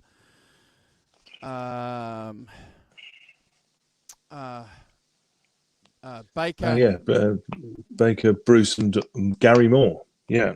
And so that show will probably be a lot of opinions, because I can't find a lot of research information to talk about that album. So it's going to be... It's a bit new, isn't it? Yeah. Yeah, it's pretty new. It's underground, but influential. And I think the good thing with that album is that we get to talk about Gary Moore too. So if you guys want to bring other aspects of Gary Moore's work into the show, you're more than welcome, because I can't see that one being a 3-hour show. So feel free. Okay, that's fine. Yes, you've got homework. Yeah, everyone's got home. Shit, if the hosts have to do homework, you guys have to. Yes. People in the chat, write it down. Sonia's confused. Go over it again. She's confused about which day is what. Sonia, I'll send you the notification. So it's Friday night Canada, Saturday morning UK, Saturday morning UK. Yeah, Saturday morning UK, Saturday afternoon New Zealand time, and Australia. And Australia time. So Friday, Saturday, yeah, and then Saturday / Sunday, or Sunday actually, Sunday morning for us, which is like this show. The equivalent of this show next week will be the BBM album, and the equivalent of 24 hours earlier will be will be a different kind of truth. That'd be interesting. I'm going to go away. I've never heard that in my life, so that'll be interesting for me. Could I? I'd like to bring a couple of things, Mr. Chairman. Oh, okay, yeah, sure. Sorry, I'd like to point out that yesterday you were talking about echo guitars. It came up echo guitars. Yeah. Well, I used to have an Echo Ranger 12 guitar in the late 70s, which I broke so many times that it was irreparable. She bloody got one. 12 thing. See, look at that. Yes, my mum and dad bought it for me for my 18th birthday. Beautiful guitar. I'm going to get another one. I'm going to get another one. When I see a decent one, I'm going to get it. Take me back to my childhood. I didn't realise you had one as well. This is Mr. made Walton, like that's fantastic. This is like a battleship bolt through neck. Yeah. Italian, Brad. They are Italian. Yeah. Make. Yeah. Mine didn't have a pickup or anything. It was just a straight 12-string, but it was a lovely guitar. Really nice. Yeah. Sadly, I didn't have a case for it, and somebody leant it up against the piano on a varnished floor, and over it went, and that was the neck. classic Gibson neck. And I had it. Thanks, Brian. But we've been on air for 3 Brian, hours, how you so doing? we're winding up too. Johnny's been on out. Johnny's been on there for about 6 hours doing his Halloween special show. We've got lives. And can I? Yeah, we can just about. Yeah. The other thing I'd say is that if you've got 10 minutes, 15 minutes, there's a guy called Michael Palmisano. I don't know if you come across him, Michael Palmisano. He's like a guitar player, but he did a kind of reaction video of watching Freddie King play "Have You Ever Loved a Woman" at the Montreux Jazz Festival in 1973, which is astonishing. Yeah. Could I say, unbelievable? I don't know if you've seen it, Brad. His reaction. He stops it and talks about it a bit as well, because knowledgeably. I'll have to watch it, but I've watched that version of Freddie King doing that because I love Freddie King. And yeah, but he talks about knowledgeably as well. But Michael Palmisano, Palmisano, Palmisano. But yeah, really good, kind of one of those sort of reaction things. But he's very knowledgeable, Michael, and send me the link. And it's amazing. Yeah, I'll find it. Send you the link. But it's an incredible piece. I mean, the way he just directs the band, plays, it's just astonishing. Really. So that's my tip for this week. My tip for this week, for sure. I'll have to check it out. Thank you, mate. And Thank you guys if for you're your just time. checking it out, get this as well. Listen to this. This is brilliant as well. Just being cheeky now. Yes, guys, we'll right. We should say goodbye to everybody, shouldn't we? So thanks to Sonia, Susie Cherry, thank you and Arvin for moderating. Nelson, Warren H, Brian Spalding, Kubrick Lover 1972. Who else we had? We had Great Vanzini. He went to bed. Well done. And Quentin James. Thank you, Quentin, for dropping by. Who else we had? Warren H. Yeah, I think I said him. So yeah, quite a lot of people tonight. So thanks very much, guys, for all your comments and contributions. It's a really Ken Cook as well, and Nelson Rodriguez. Did I mention him? So yeah, thanks all for all your contributions, guys. And we'll see you next weekend. Do me a favor and share our channel with your friends on social media to help get our subscriptions up. We've had probably about 50 subscriptions over the last month or so. So, the subscriptions are rising. So you guys are helping because you guys are doing your part. So we are grateful. And Brad, are you still there? I thought you were frozen. Yeah. Okay. Awesome. Brad, thank you so much. It was really good. Yeah. No, thank you. Thanks for having me, guys. Great fun. You're going to be on the Van Halen show with us? Yeah, you've invited me, so I'll be there. Yeah. Shit, yeah. We've got homework. Awesome. Yeah. If you Andrew, have you sent out the link for it? Yeah. Yes, I have. Yeah, you've Okay, got that's it. right. That'll tell me what I'll time send it's it going to be again. for me. Okay. No, it's right. It's All right. fine. I'll send it I'm again. good. That's And good. I'll send one to Sonia too, because she does a lot of work for us as well, building the channel. So thank you, Sonia. Thank you, guys. Thank you, Sonia, for that. Really cool. Guys, thanks for having me on. Thank you. Yeah. Mate. We'll see you next week. BBM next Sunday on the Sunday show. BBM. BBM. Yeah. BBM.